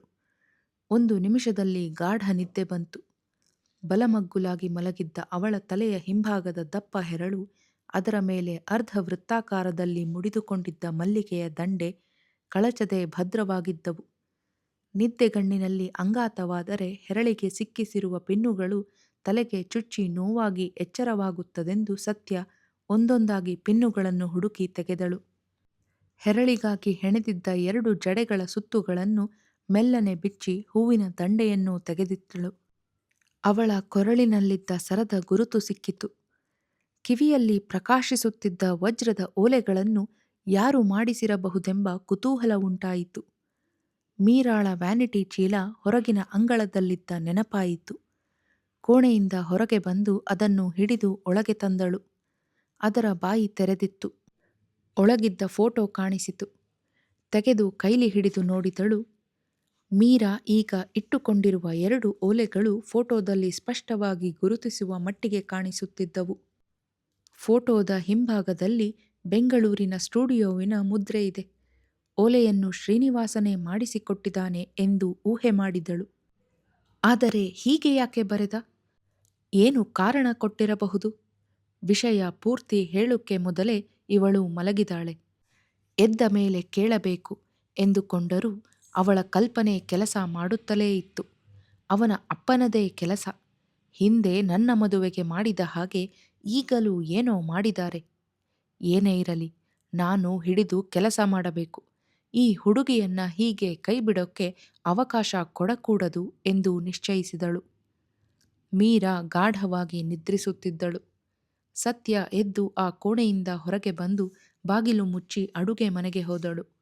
ಪಾತ್ರೆಗಳನ್ನು ತೆರವು ಮಾಡಿ ಕೊಳದ ದಂಡೆಗೆ ಹೋಗಿ ತೆಂಗಿನ ಮರದ ಕೆಳಗೆ ಕುಳಿತು ತೊಳೆದಳು. ಒಲೆಯ ಬೂದಿ ತೆಗೆದು ರಾತ್ರಿಗೆ ಮತ್ತೆ ಅಡುಗೆ ಮಾಡಲು ಅಣಿ ಮಾಡಿದಳು. ಅಂಗಳಕ್ಕೆ ಬಂದು ಸುಮ್ಮನೆ ಕುಳಿತಳು. ಶ್ರೀನಿವಾಸ ಯಾಕೆ ಹೀಗೆ ಮಾಡಿದ ಎಂಬ ಪ್ರಶ್ನೆಯೇ ತಲೆಯನ್ನು ತಿನ್ನುತ್ತಿತ್ತು. ಎದ್ದು ಶಬ್ದವಾಗದಂತೆ ಕೋಣೆಯ ಬಾಗಿಲು ತೆಗೆದು ಒಳಗೆ ಹೋಗಿ ಹಾಸಿಗೆಯ ಬದಿಗೆ ಕುಳಿತಳು. ಮೀರಾ ಮೊದಲಿನಂತೆ ಬಲಮಗ್ಗುಲಾಗಿ ನಡುವೆ ಸ್ವಲ್ಪವೂ ಹೊರಳದೆ ಮಲಗಿದ್ದಳು. ಚೆನ್ನಾಗಿ ನಿದ್ರೆ ಮಾಡಲಿ ಎಂದು ಸತ್ಯ ಮೇಲೆ ಎದ್ದಳು. ತಾನು ಈ ಊರಿನ ಗುಡಿ, ಅದರ ದಿಬ್ಬ, ಊರಿನ ಕೋಟೆ, ಕೆರೆಗಳ ಮೇಲೆ ಮಾಡಿದ್ದ ಟಿಪ್ಪಣಿಗಳ ಹಾಳೆಗಳನ್ನು ಕೈಗೆ ತೆಗೆದುಕೊಂಡಳು. ಈ ಕೆರೆಯನ್ನು ಯಾರು ಕಟ್ಟಿಸಿದರೆಂದು ಊರಿನಲ್ಲಿ ತಾನು ಚಿಕ್ಕ ವಯಸ್ಸಿನಲ್ಲಿ ಕೇಳಿದ್ದ 3 ಬೇರೆ ಬೇರೆ ಕಥೆಗಳನ್ನು ಬರೆದಿಟ್ಟಳು. ಮುಂದೆ ಏನು ಮಾಡಬೇಕೆಂಬ ಬಗೆಗೆ ಮನಸ್ಸಿಗೆ ಆಗಾಗ್ಗೆ ಹೊಳೆದ ಯೋಜನೆಗಳನ್ನು ಬೇರೆ ಕೆಲವು ಹಾಳೆಗಳಲ್ಲಿ ಗುರುತು ಹಾಕಿದ್ದಳು. ತನ್ನ ಉದ್ದೇಶವನ್ನು ತಿಳಿಸಿ ಪ್ರೊಫೆಸರರಿಗೆ ಒಂದು ಕಾಗದವನ್ನು ಬರೆಯಬೇಕು. ಈಗ ಕೂತು ಬರೆಯೋಣವೆಂದು ಕಾಗದ ಪೆನ್ನುಗಳನ್ನು ತೆಗೆದುಕೊಂಡಳು. ರೆಸ್ಪೆಕ್ಟೆಡ್ ಸರ್ ಎಂದು ಬರೆದಳು. ಮುಂದಿನ ವಾಕ್ಯ ತಲೆಯಲ್ಲಿ ಹೊಳೆಯಲಿಲ್ಲ. ಶ್ರೀನಿವಾಸ ಯಾಕೆ ಹೀಗೆ ಮಾಡಿದ ಎಂಬ ಪ್ರಶ್ನೆಯೇ ಕಾಡಲು ಮೊದಲಾಯಿತು. ಕಾಗದಗಳನ್ನು ಜೋಡಿಸಿ ಮೊದಲಿದ್ದ ಕಡೆ ಇಟ್ಟು ಅದರ ಮೇಲೆ ಪೆನ್ನು ಇಟ್ಟು ಮತ್ತೆ ಹೊರಭಾಗಕ್ಕೆ ಬಂದಳು. ಕೊಳದ ಹತ್ತಿರ 10 ನಿಮಿಷ ಸುತ್ತಿ ಮತ್ತೆ ಕೋಣೆಗೆ ಹೋಗಿ ಮೀರಾಳ ಹಾಸಿಗೆಯ ದಡದಲ್ಲಿ ಕುಳಿತಳು. ಮಗ್ಗಲು ಬದಲಾಯಿಸದೆ ಮೀರಾ ಮೊದಲಿನಂತೆಯೇ ಮಲಗಿದ್ದಳು. ಸತ್ಯ ಅವಳ ಮುಖವನ್ನೇ ನೋಡುತ್ತಾ ಕುಳಿತಳು. ಮೀರಾಳ ಮುಖದ ಮೇಲೆ ಇದ್ದಕ್ಕಿದ್ದ ಹಾಗೆಯೇ ಕೆಲವು ಗೆರೆಗಳು ಮೂಡಿದವು. ಏನೋ ಮಾತನಾಡುವವಳಂತೆ ತುಟಿ ಅಲುಗಿತು. 2 ಹುಬ್ಬು ಸಂಕುಚಿಸಿ ಒಂದನ್ನೊಂದು ಸೇರಿಕೊಂಡುವು. ಬಿಕ್ಕಿ ಅಳುವಾಗ ಆಗುವಂತೆ ಕೆನ್ನೆಗಳು ಅರಳಿದವು. ಮಲಗಿದ್ದ ಅವಳು ಏನೋ ಅನಾಹುತವಾದವಳಂತೆ ಧಡಕ್ಕನೆ ಎದ್ದು ಕೂತಳು. ಕಣ್ಣು ಬಿಟ್ಟು ಏನೂ ತಿಳಿಯದಂತೆ ಸತ್ಯಳನ್ನು ನೋಡಿದಳು. ಮಲಿಕ್ಕೋ, ಯಾಕೆ ಎದ್ದೆ? ಚೆನ್ನಾಗಿ ನಿದ್ದೆ ಮಾಡು ಎಂದು ಸತ್ಯ ಅವಳ ಭುಜ ಹಿಡಿದು ಮತ್ತೆ ಮಲಗಿಸಿದಳು. ಅವಳು ಕಣ್ಣು ಮುಚ್ಚಿ ಮಲಗಿದಳು. ಆದರೆ ನಿದ್ದೆ ಬರಲಿಲ್ಲವೆಂದು ಮುಖವೇ ಹೇಳುತ್ತಿತ್ತು. 2 ನಿಮಿಷದಲ್ಲಿ ಬೇರೆ ಮಗ್ಗುಲಾದಳು. ಮತ್ತೆ 1 ನಿಮಿಷದ ನಂತರ ಎದ್ದು ಕೂತಳು. ಯಾಕೆ ಎದ್ದು ಬಿಟ್ಟೆ? ಸತ್ಯ ಕೇಳಿದಳು. ಹೆದರಿಕೆ ಆದ ಹಾಗಾಯಿತು. ಏನು ಹೆದರಬೇಡ, ಮಲಕ್ಕೋ. ನಿದ್ದೆ ಬರೋಲ್ಲ. ಹಾಗಾದ್ರೆ ತಣ್ಣೀರಲ್ಲಿ ಮುಖ ತೊಳ್ಕ ಬಾ, ಜಡರು ಕಳೀಲಿ, ಮಾತಾಡೋಣ. ತಣ್ಣೀರಲ್ಲಿ ಮುಖ ತೊಳ್ಕೊಳ್ಳೋಕ್ಕೆ ನಾನೇನು ಕುಡಿದಿದ್ದೇನೆಯೇ? ಇದ್ಯಾಕೆ ಹೀಗೆ ಮಾತಾಡ್ತಿ? ಮುಖ ತೊಳ್ಕೊ, ಕಾಫಿ ಕಾಯಿಸ್ತೀನಿ. ಮೀರಾ ಸರಿಯಾಗಿ ಕಣ್ಣು ಬಿಟ್ಟು ನೋಡಿದಳು. ಈಗ ಪೂರ್ತಿಯಾಗಿ ಎಚ್ಚರವಾದಂತೆ ಅವಳ ಮುಖದ ಮೇಲೆ ಕಾಣುತ್ತಿತ್ತು. ಏನಾಯ್ತು ತುಮಕೂರಲ್ಲಿ ಎಂದು ಕೇಳಿದುದಕ್ಕೆ ಅವಳಿಗೆ ಅಳು ಬಂತು. ಸತ್ಯ ಅವಳ ಮುಖವನ್ನು ತನ್ನ ಎದೆಗೆ ಒರಗಿಸಿ ತಬ್ಬಿಕೊಂಡಳು. 1 ಸಲ ಅತ್ತು ಸಮಾಧಾನವಾದ ಮೇಲೆ ಕೈ ಹಿಡಿದು ಕೊಳದ ಹತ್ತಿರಕ್ಕೆ ಕರೆದುಕೊಂಡು ಹೋಗಿ ಮುಖ ತೊಳೆಸಿದಳು. ಮತ್ತೆ ಕೈ ಹಿಡಿದು ಕರೆತಂದು ಅಡುಗೆ ಮನೆಯ ಬಾಗಿಲಿನಲ್ಲಿ ಕೂರಿಸಿ ತಾನು ಕಾಫಿಗೆ ಚರುಕಿನಲ್ಲಿ ನೀರಿಟ್ಟು ಸೋಗೆಯ ಗರಿ ಹೊತ್ತಿಸಿ ಹಿಡಿದುಕೊಂಡು ಕುಳಿತಳು. ತುಮಕೂರಿನಲ್ಲಿ ನಡೆದುದನ್ನು ಮೀರಾ ತಾನಾಗಿಯೇ ವಿವರವಾಗಿ ಜ್ಞಾಪಿಸಿಕೊಂಡು ಯಥಾವತ್ ಹೇಳಿದಳು. ರಾತ್ರಿ ಸತ್ಯ ಬಿಸಿಯಾಗಿ ಅಡುಗೆ ಮಾಡಿದಳು. ಬಲವಂತವಾಗಿ ಮೀರಾಳಿಗೆ ಊಟ ಮಾಡಿಸಿದಳು. ಮನೆಯಲ್ಲಿ 2 ಹಾಸಿಗೆಗಳಿರಲಿಲ್ಲ. ತನಗೆ 1 ಮಂದಲಿಗೆ ಸಾಕೆಂದು ಮೀರಾ ಎಂದಳು. ಆದರೆ ಸತ್ಯ ಅವಳನ್ನು ತನ್ನ ಹಾಸಿಗೆಯಲ್ಲೇ ಮಲಗಿಸಿಕೊಂಡಳು. ಅವಳ ಕೈ ಹಿಡಿದು ಹೇಳಿದಳು, ಹೆಚ್ಚು ಯೋಚನೆ ಮಾಡಬೇಡ, ಸರಿಯಾಗಿ ನಿದ್ದೆ ಮಾಡು. ಬೆಳಗ್ಗೆ ಹೊತ್ತಿಗೆ ಮುಂಚೆ ಎದ್ದು ನಾನು ಮೊದಲ ಬಸ್ಸಿಗೆ ತುಮಕೂರಿಗೆ ಹೋಗಿ ಬರ್ತೀನಿ. ನೀನು ಇಲ್ಲೇ ಇರು, ಎಲ್ಲೂ ಹೋಗಬೇಡ. ಯಾಕೆ ಹೋಗ್ತೀರಾ? ಅವನಿಗೆ ಕುಡಿದು ಬುದ್ಧಿ ಕೆಟ್ಟಿದೆ. ಇದು ಹೇಗೆ ಅಂಟಿಕಣ್ತು ಅನ್ನೋದನ್ನ ವಿಚಾರ ಮಾಡಬೇಕು. ಅವನನ್ನೇ ಇಲ್ಲಿಗೆ ಕರ್ಕೊಂಡು ಬರ್ತೀನಿ. ಬೆಳಗ್ಗೆ 10:30 ಹೊತ್ತಿಗೆ ಸತ್ಯ ಹೋದಾಗ ಶ್ರೀನಿವಾಸ ಕೋಣೆಯಲ್ಲೇ ಮಂಚದ ಮೇಲೆ ಕುಳಿತಿದ್ದ. ಕುಡಿದಿರಲಿಲ್ಲ. ಆದರೆ ಹಿಂದಿನ ರಾತ್ರಿ ಕುಡಿದಿದ್ದು ಈಗ ಮತ್ತು ಇಳಿದಂತೆ ಮುಖದಲ್ಲಿ ಮಂಕು ಕಾಣುತ್ತಿತ್ತು. ಕಣ್ಣು ಬೆಳ್ಳಗಿದ್ದವು. ಆಗ ತಾನೇ ಶೇವ್ ಮಾಡಿಕೊಂಡಿದ್ದ ಮುಖ ಜೋಲು ಬಿದ್ದಿತ್ತು. ಒಳಗೆ ಬಂದ ಇವಳನ್ನು ಪ್ರಶ್ನಾರ್ಥಕವಾಗಿ ನೋಡಿದ. ಬಾ ಕೂತುಕೋ ಎಂದೂ ಹೇಳಲಿಲ್ಲ. ಸತ್ಯಳೆ 1 ಕುರ್ಚಿಯ ಮೇಲೆ ಕೂತಳು. ಎಷ್ಟು ಹೊತ್ತಾದರೂ ಅವನು ಕಿಟಕಿಯ ಕಡೆಗೆ ನೋಡುತ್ತಾ ಸುಮ್ಮನೆ ಕುಳಿತಿದ್ದ. ಅವಳೇ ಮಾತನಾಡಿದಳು. ನೆನ್ನೆ ಮೀರಾ ಇಲ್ಲಿಗೆ ಬಂದಿದ್ದಳಂತೆ? ಅವನು ಎಂದ. ನೀನು ಅವಳ ಕೈಲಿ ಏನು ಹೇಳಿದೆ? ಏನು ಹೇಳಿದೆ ಎಂದು ಅವನು ಜ್ಞಾಪಿಸಿಕೊಳ್ಳುತ್ತಾ ಇವಳನ್ನೇ ಕೇಳಿದ. ನೀನು ಮತ್ತಿನಲ್ಲಿದ್ದೆ, ಜ್ಞಾಪಕವಿಲ್ಲ. ಆ ಮಾತು ಬ್ಯಾಡ. ಈ ಕಾಗದ ಹೇಗೆ ಬರೆದೆ ಎಂದು ತನ್ನ ಚೀಲದಲ್ಲಿ ತಂದಿದ್ದ ಅದನ್ನು ತೆಗೆದು ಎದ್ದು ಬಂದು ಅವನ ಮುಂದೆ ಹಿಡಿದಳು. ಅವನು ಓದಿಕೊಂಡ. 1 ಕ್ಷಣ ಪೆಚ್ಚಾದರೂ ಅನಂತರ ಆತ್ಮವಿಶ್ವಾಸದಿಂದ ಹೇಳಿದ, ನಾನು ಅವಳಿಗೆ ಬರೆದದ್ದು. ನಿನ್ನ ಕೈಗೆ ಹೇಗೆ ಬಂತು? ಇದನ್ನ ನೀನು ಅವಳಿಗೆ ಹೇಗೆ ಬರೆದೆ ಅಂತ ಕೇಳುಕ್ಕೆ ಬಂದೆ. ಕೇಳುಕ್ಕೆ ಅಂತ ನೆನ್ನೆ ಅವಳೇ ಬಂದಾಗ ಎಂಥೆಂಥ ಮಾತಾಡಿದೀಯ ಎಂದು ಹೋಗಿ ಅವಳು ಪುನಃ ಕುರ್ಚಿಯ ಮೇಲೆ ಕುಳಿತಳು. 1 ನಿಮಿಷ ಯೋಚಿಸುತ್ತಾ ಸುಮ್ಮನಿದ್ದು ಅನಂತರ ಅವಳ ಕಡೆಗೆ ತಿರುಗಿ ತೀರ್ಮಾನ ಹೇಳುವವನಂತೆ ಅಂದ. ಈ ಕಾಗದ ಬರೆದೋನು ನಾನು. ನೆನ್ನೆ ಅವಳು ಬಂದ ಜ್ಞಾಪಕವಿದೆ. ನಾನು ಏನೆಂದೆನೋ ಜ್ಞಾಪಕವಿಲ್ಲ. ಜ್ಞಾಪಕ ಇದ್ದು ಆಗಬೇಕಾದ್ದು ಏನೂ ಇಲ್ಲ. ಈ ಕಾಗದದಲ್ಲಿ ಬರೆದಿರೋದೇ ಕೊನೆ ತೀರ್ಮಾನ. ಹಾಗಂದ್ರೆ ಹೇಗೆ? ಜವಾಬ್ದಾರಿ ಇಟ್ಕೊಂಡು ಆಡ್ತಿದೀಯಾ ನೀನು? ನನ್ನ ಹಾಗಂತ ಕೇಳೋಕ್ಕೆ ನಿಂಗೇನು ಅಧಿಕಾರ? ನಿನ್ನ ಮೇಲೆ ಅಧಿಕಾರ ಮಾಡೋಕ್ಕೆ ನಾನು ಬರಲಿಲ್ಲ. ಯಾರ ಮೇಲೆ ಯಾರು ಅಧಿಕಾರ ಮಾಡೋದು ನಂಗೆ ಬೇಕಿಲ್ಲ. ನೀನು ನಿನ್ನ ಸಂಕಲ್ಪ ಶಕ್ತಿಯ ಮೇಲೆ, ವಿಲ್ ಪವರ್ ಮೇಲೆ ಆಣೆ ಮಾಡಿದೀಯ. ನಿನ್ನ ಮಾತಿನ ಅಧಿಕಾರವೇ ನಿನ್ನ ಮೇಲಿದೆ. ಈಗ ಇದ್ದಕ್ಕಿದ್ದ ಹಾಗೆಯೇ ಮಾತು ಬದಲಾಯಿಸಿದರೆ ಅವಳ ಗತಿಯೇನು? ಏನು ಎಂದು ಅವಳನ್ನೇ ಕೇಳಿದ. ನೀನು ಯೋಚನೆ ಮಾಡು. ನನಗೆ ಅದೆಲ್ಲ ಹೇಳಬೇಡ. ಯೋಚನೆ ಮಾಡಬೇಕಾದವಳು ನೀನು. ನಿನ್ನದೇ ಜವಾಬ್ದಾರಿ. ಈಗ ಇಲ್ಲಿಂದ ಎದ್ದು ಹೊರಡು ಎಂದು ಬಾಗಿಲಿನ ಕಡೆ ಕೈ ತೋರಿಸಿದ. ನಿನ್ನ ಹತ್ತಿರ ಭಿಕ್ಷೆ ಬೇಡೋಕೆ ಬಂದಿಲ್ಲ. ಆ ಹುಡುಗಿ ಜೊತೆ ಇಷ್ಟೆಲ್ಲ ಸುತ್ತಾಡಿ ಈಗ ಯಾಕೆ ತಪ್ಪಿಸ್ಕೊತಿದೀಯಾ? ಪ್ಲೀಸ್ ಗೆಟ್ ಔಟ್ ಎಂದು ಅವನು ಎದ್ದು ನಿಂತ. ತಾಳ್ಮೆ ಕಳೆದುಕೊಳ್ಳಬಾರದೆಂದು ಅವಳು ಶಾಂತವಾಗಿ ಕುಳಿತಳು. ಅವನೇ ಕಾಲಿಗೆ ಎಕ್ಕಡ ಮೆಟ್ಟಿಕೊಂಡು ಹೊರಗೆ ಹೊರಟು ಹೋದ. ಬಾಗಿಲಿನ ತನಕ ಬಂದು ಅವಳು ಕೂಗಿದರೂ ಹಿಂತಿರುಗಿ ನೋಡಲಿಲ್ಲ. ಅವಳು 2 ಗಂಟೆ ಕಾದು ಕುಳಿತಳು. ಅವನು ಹಿಂತಿರುಗಲಿಲ್ಲ. ಅವಳೇ ಎದ್ದು ಪಕ್ಕದ ಆಫೀಸಿಗೆ ಹೋದಳು. ಗುಮಾಸ್ತ ಲೆಕ್ಕ ಬರೆಯುತ್ತಿದ್ದ. ವಿಚಾರಿಸಿದಳು, ಅವರದ್ದು ಹೀಗೆ ಅಂತ ಹೇಳೋ ಹಾಗಿಲ್ರಮ್ಮ. ಕಾರು ತಗೊಂಡು ಹೋಗಿದ್ದಾರೆ. ಬೆಂಗಳೂರಿಗೆ ಹೋಗಿರಬಹುದು, ಮತ್ತೆ ಎಲ್ಲಿಗಾದರೂ ಹೋಗಿರಬಹುದು ಎಂದ. ಅವನು ಹೋಗುವಾಗ ನಡೆದುಕೊಂಡೇ ರಸ್ತೆಯಿಂದ ಆಚೆಗೆ ಹೋಗಿದ್ದ. ಅನಂತರ ತಾನು ಒಳಗೆ ಬಂದು ಕೂತಳು. ಈ ನಡುವೆ ಅವನು ಯಾವಾಗ ಬಂದು ಕಾರು ತೆಗೆದುಕೊಂಡು ಹೋದನೋ ತಿಳಿಯಲಿಲ್ಲ. ಇನ್ನು ಇಲ್ಲಿ ಕೂತು ಪ್ರಯೋಜನವಿಲ್ಲ. ಊರಿಗೆ ಹೋಗಬೇಕು. ಮೀರಾ ಒಬ್ಬಳೇ ಕಾಯುತ್ತಿದ್ದಾಳೆ. ಮುಂದಿನ ಕ್ರಮವನ್ನು ಆಲೋಚಿಸಬೇಕು ಎಂದು ತನ್ನ ಕೈಚೀಲವನ್ನು ತೆಗೆದುಕೊಂಡು ರೂಮಿಗೆ ಬೀಗ ಹಾಕಳಿ ಎಂದು ಗುಮಾಸ್ತರಿಗೆ ಹೇಳಿ ಹೊರಟು ಬಂದಳು. ಅಂಗಡಿಗೆ ಹೋಗಿ ಮೋಹನದಾಸನನ್ನು ನೋಡೋಣವೇ ಎಂಬ ಯೋಚನೆ ಬಂತು. ಮೀರಾಳ ಕೈಲಿ ಮೊದಲು ಮಾತಾಡಬೇಕು. ಅವನ ಸ್ವಭಾವ ದುಡುಕು. ಸಿಟ್ಟಿನಲ್ಲಿ ಒಂದಲ್ಲ ಒಂದು ಮಾಡಿಯಾನು. ಶ್ರೀನಿವಾಸನನ್ನು ದಾರಿಗೆ ತರುವ ದಾರಿಯನ್ನು ತಾವಿಬ್ಬರೇ ಶಾಂತವಾಗಿ ಆಲೋಚಿಸಬೇಕು ಎಂದು ನಿಶ್ಚಯಿಸಿ ನೇರವಾಗಿ ಬಸ್ ಸ್ಟ್ಯಾಂಡಿಗೆ ಬಂದಳು. ಸಂಜೆ 6 ಗಂಟೆಯ ಹೊತ್ತಿಗೆ ಊರು ತಲುಪಿ ತೋಟಕ್ಕೆ ಹೋದಾಗ ಮೀರಾ ಕೊಳದ ದಡದಲ್ಲಿ ಕುಳಿತಿದ್ದಳು. ಹೋದ ಕೆಲಸ ಏನಾಯಿತೆಂದೂ ಅವಳು ಕೇಳಲಿಲ್ಲ. ಸತ್ಯಳೇ, ಹೊಟ್ಟೆಗೆ ಏನು ತಿಂದೆ ಎಂದು ಕೇಳಿದಳು. ಏನೂ ಬೇಡ ಅವಳೆಂದಳು. ಸತ್ಯ ಒಳಕ್ಕೆ ಹೋಗಿ ನೋಡುತ್ತಾಳೆ. ಮೀರಾ ಪಾತ್ರೆಗಳನ್ನು ತೊಳೆದು ಅಡುಗೆ ಮನೆಯನ್ನು ಸಾರಿಸಿ ರಂಗವಲ್ಲಿ ಹಾಕಿದ್ದಾಳೆ. ಆದರೆ ಏನೂ ಅಡುಗೆ ಮಾಡಿಲ್ಲ.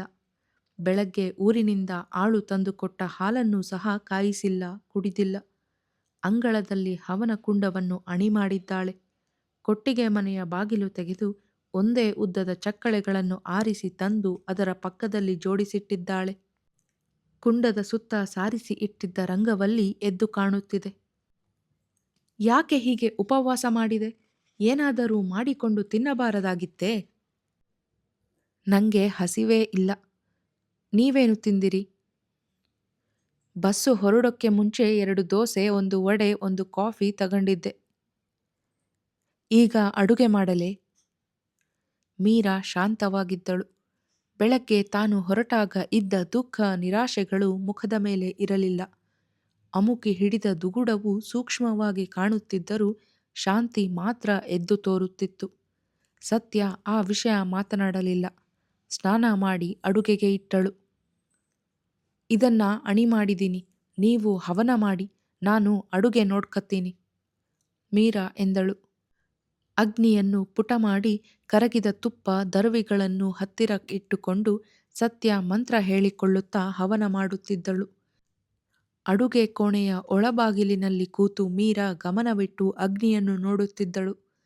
ಎಲ್ಲ ಮುಗಿದ ಮೇಲೆ ಅವಳೇ ಹತ್ತಿರ ಬಂದು ಭಸ್ಮವನ್ನು ಬೆರಳಿನಿಂದ ಹಿಡಿದು ಹಣೆಗೆ ಇಟ್ಟುಕೊಂಡಳು. ಇಬ್ಬರೂ ಬಡಿಸಿಕೊಂಡು ಎದುರು ಬದುರಾಗಿ ಕೂತು ಊಟ ಮಾಡುವಾಗ ಸತ್ಯ ಕೇಳಿದಳು, ಅವನು ನಿನಗೆ ಕಾಗದ ಬರೆಯುತ್ತಿದ್ದನೇ? ಅವೆಲ್ಲ ಇವೆಯೇ? ಹಾಸ್ಟೆಲಿನಲ್ಲಿ ಪೆಟ್ಟಿಗೆಯಲ್ಲಿ ಇವೆ. ಜೊತೆಗೆ ಈ ಫೋಟೋ ಇದೆ. ಇಷ್ಟು ಸಾಕು. ಅವನ ಹತ್ತಿರ ಹೋಗಿ, ಈ ಸಾಕ್ಷಿ ಇದೆ, ಮದುವೆಯಾಗಲೇಬೇಕು ಅಂತ ನಾನು ಕೋರ್ಟಿನಲ್ಲಿ ಕೇಸು ಮಾಡ್ತೀನಿ ಅನ್ನು. ಬಯ್ಯಬೇಡ, ತಾಳ್ಮೆ ಕಳ್ಕೋಬೇಡ, ಉಪಾಯವಾಗಿ ಮಾತಾಡು. ಆದರೆ ಕೋರ್ಟಿಗೆ ಹೋಗೋದು ಖಂಡಿತ ಅನ್ನು.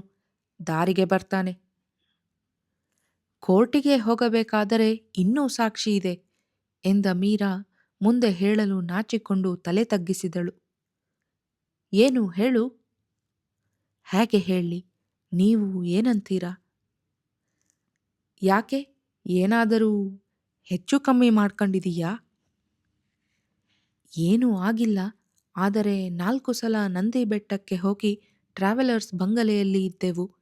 ಜವಾನನ ಹತ್ತಿರ ಪುಸ್ತಕ ಇರುತ್ತಲ್ಲ, ಅದರಲ್ಲಿ ಇವರೇ Mrs and mister Srinivas, SS motor services proprietor, Tumakuru ಅಂತ ಬರೆದು ರುಜು ಮಾಡಿದ್ದಾರೆ. ಇವರು ಈ ಕಾರಿನಲ್ಲೇ ಬರ್ತಿದ್ರು ಅಂತ ನನ್ನ ರೂಮ್ಮೇಟ್ ಸಾಕ್ಷಿ ಹೇಳಬಹುದು. ಹಾಗಾದ್ರೆ ಅವನು ಬ್ರಹ್ಮಾಂಡ ಹೊಕ್ಕರೂ ತಪ್ಪಿಸ್ಕೊಳ್ಳೋಕ್ಕಾಗೋಲ್ಲ. ಹಾಗಂತ ಮೊದಲೇ ಕೋರ್ಟಿಗೆ ಹೋಗೋದು ಬೇಡ, ಹೆದರಿಸಿದರೆ ಸಾಕು. ಅದು ಬ್ಯಾಡಿ. ಯಾಕೆ ಹಿಂಗಂತೀಯ? ಪ್ರೀತಿ ಅನ್ನೋದ ಬಲವಂತ ಮಾಡಿ ಹೆದರಿಸಿ ಹುಟ್ಟಿಸಬೇಕೇ? ಅಂಥ ಮದುವೆ ನನಗೆ ಬ್ಯಾಡ. ಪ್ರೀತಿ ಇಲ್ಲ ಅಂತ ತಿಳ್ಕಬೇಡ, ಮಧ್ಯದಲ್ಲಿ ಏನೋ ಆಗಿದೆ. ಅಂದರೆ ಇವತ್ತು ನೀವು ತುಮಕೂರಿಗೆ ಹೋಗಿದ್ದ ಕೆಲಸ ಆಗಲಿಲ್ಲ ಅಂತ ಆಯಿತು. ಅವರು ಏನಂದ್ರು ಹೇಳಿ? ಸತ್ಯ ಮಾತನಾಡಲಿಲ್ಲ. ಮೀರಳೆ ಮತ್ತೊಂದು ಸಲ ಕೇಳಿದ ಮೇಲೆ, ಆ ಮಾತು ಬೇಡ, ನೀನು ಹೇಳಿದ ಹಾಗೆ ಮಾಡು, ಎಲ್ಲ ಸರಿಯಾಗುತ್ತೆ ಎಂದಳು. ಅರ್ಧ ಬಟ್ಟಲು ನೀರು ಕುಡಿದು ಮೀರಾ ನಿಧಾನವಾಗಿ ಎಂದಳು, ಬೆಳಗ್ಗೆ ನೀವು ಹೋದ ಮೇಲೆ ನಾನು ಯೋಚನೆ ಮಾಡ್ತಿದ್ದೆ. ನೀವು ವಾಪಸ್ಸು ಬರೋದು ಇಷ್ಟು ಹೊತ್ತಾಗುತ್ತೆ ಅಂತ ನಾನು ನಿರೀಕ್ಷಿಸಿಯೇ ಇರಲಿಲ್ಲ. 10 ನಿಮಿಷದಲ್ಲಿ ಮಾತು ಮುಗಿದು ನೀವು ಮುಂದಿನ ಬಸ್ಸಿಗೆ ಬರ್ತೀರಾ ಅನ್ನಿಸ್ತಿತ್ತು. ಸತ್ಯಳಿಗೆ ಆಶ್ಚರ್ಯವಾಯಿತು. ವಾಸ್ತವವಾಗಿ ಮಾತು ನಡೆದುದು ಅಷ್ಟೇ ಹೊತ್ತು. ಅನಂತರ ತಾನು ಕಾದು ಕುಳಿತದ್ದರಿಂದ ಅಷ್ಟು ಹೊತ್ತಾಯಿತು. ಮೀರಾ ಹೇಳುತ್ತಿದ್ದಳು, ನೀವು ಬಂದ ತಕ್ಷಣ ಹವನ ಮಾಡಲಿ ಅಂತ ಆ ಜಾಗನ ಚೆನ್ನಾಗಿ ತೊಳೆದು ರಂಗವಲ್ಲಿ ಹಾಕಿದೆ. ಆ ಮೊಳೆಗೆ ತಗಲು ಹಾಕಿದ್ದ ಬೀಗದ ಕೈ ತಗೊಂಡು ಹೋಗಿ ಸಮಿತ್ತು ಜೋಡಿಸಿ ತಂದಿಟ್ಟೆ. ಅದೇ ಜಾಗದಲ್ಲಿ ಕೂತಿದ್ದಾಗ ಅನಿಸಿತು, ನೆನ್ನೆ ಅವರು ನನ್ನ ಕೈಲಿ ಆಡಿದ ಮಾತೆಲ್ಲ ಜ್ಞಾಪಕಕ್ಕೆ ಬಂತು. ನೋಡಿ, ಹರಿಜನರ ಜಾತಿಲೇ ಹುಟ್ಟಿ ಬೆಳೆದ ನನಗೆ ಕುಡುಕರ ಮನಸ್ಸು ಗೊತ್ತಿದೆ. ಒಳ ಮನಸ್ಸಿನಲ್ಲಿರೋದು ಕುಡಿದಾಗ ನಾಲಿಗೆಯಲ್ಲಿ ಬರುತ್ತೆ. ನೆನ್ನೆ ಅವರು ನನ್ನ ವಿಷಯ ಏನೇನು ಆಡಿದರೋ ಅದೆಲ್ಲ ಅವರ ನಿಜವಾದ ಮಾತೆ. ಖಂಡಿತ ಅವರು ನನ್ನ ಪ್ರೀತಿಸೋಲ್ಲ. ಅಂದ್ರೆ ಧರ್ಮೇಚ ಅರ್ಥೇಚ ಕಾಮೇಚ ಅಂತ ನೀವು ಮದುವೆ ಶಾಸ್ತ್ರದಲ್ಲಿ ಹೇಳಿಸ್ತೀರಂತಲ್ಲ, ಆ ಪ್ರೀತಿ ಅವರಿಗೆ ಇಲ್ಲ. ಕಾಮದ ಮೇಲೆ ಇದೆ ಅಂತ ಕುಡಿದಾಗಿನ ಮಾತಿನಲ್ಲೂ ಗೊತ್ತಾಯಿತು. ನಮ್ಮ ಜಾತಿಯ ಹೆಂಗಸರ ಮೇಲೆ ಅಂಥ ಪ್ರೀತಿ ಸಾವಿರಾರು ವರ್ಷಗಳ ಮೊದಲಿನಿಂದಲೂ ಇತ್ತು.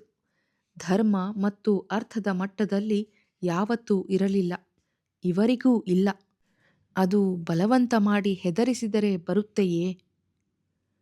ಸತ್ಯ ನಿಬ್ಬೆರಗಾದಳು. ತನಗೆ ಈ ಅರ್ಥ ಹೊಳೆದಿರಲಿಲ್ಲ. ಇದನ್ನು ಶ್ರೀನಿವಾಸನ ಸಂಕಲ್ಪ ಶಕ್ತಿಯ ಅಭಾವ ಅಥವಾ ಅವರ ಅಪ್ಪನ ಪ್ರಭಾವ ಎಂದು ಮುಂತಾಗಿ ಒಬ್ಬ ವ್ಯಕ್ತಿಯ ಒಂದು ಸಮಸ್ಯೆಯಂತೆ ಯೋಚಿಸುತ್ತಾ ಬೆಳಗಿನಿಂದ ತೊಳಲುತ್ತಿದ್ದೇನೆ. ಆದರೆ ಮೀರಾ ಇದರ ಮೂಲಕ ಇಡೀ ಇತಿಹಾಸವನ್ನು ನೋಡುತ್ತಿದ್ದಾಳೆ. ಈ ಆಳದ ಶೋಧಕ ದೃಷ್ಟಿ ಈ ಹುಡುಗಿಗೆ ಇದೆ ಅಂತ ತಾನು ಯೋಚಿಸಿಯೇ ಇರಲಿಲ್ಲ. ಇವಳು ಬುದ್ಧಿವಂತೆ, ಗಂಭೀರವಾಗಿ ಓದುವ ಅಭ್ಯಾಸವಿದೆ, ಆಲೋಚಿಸುವ ಪ್ರವೃತ್ತಿಯೂ ಇದೆ ಎಂಬುದು ತನಗೆ ಗೊತ್ತಿತ್ತು.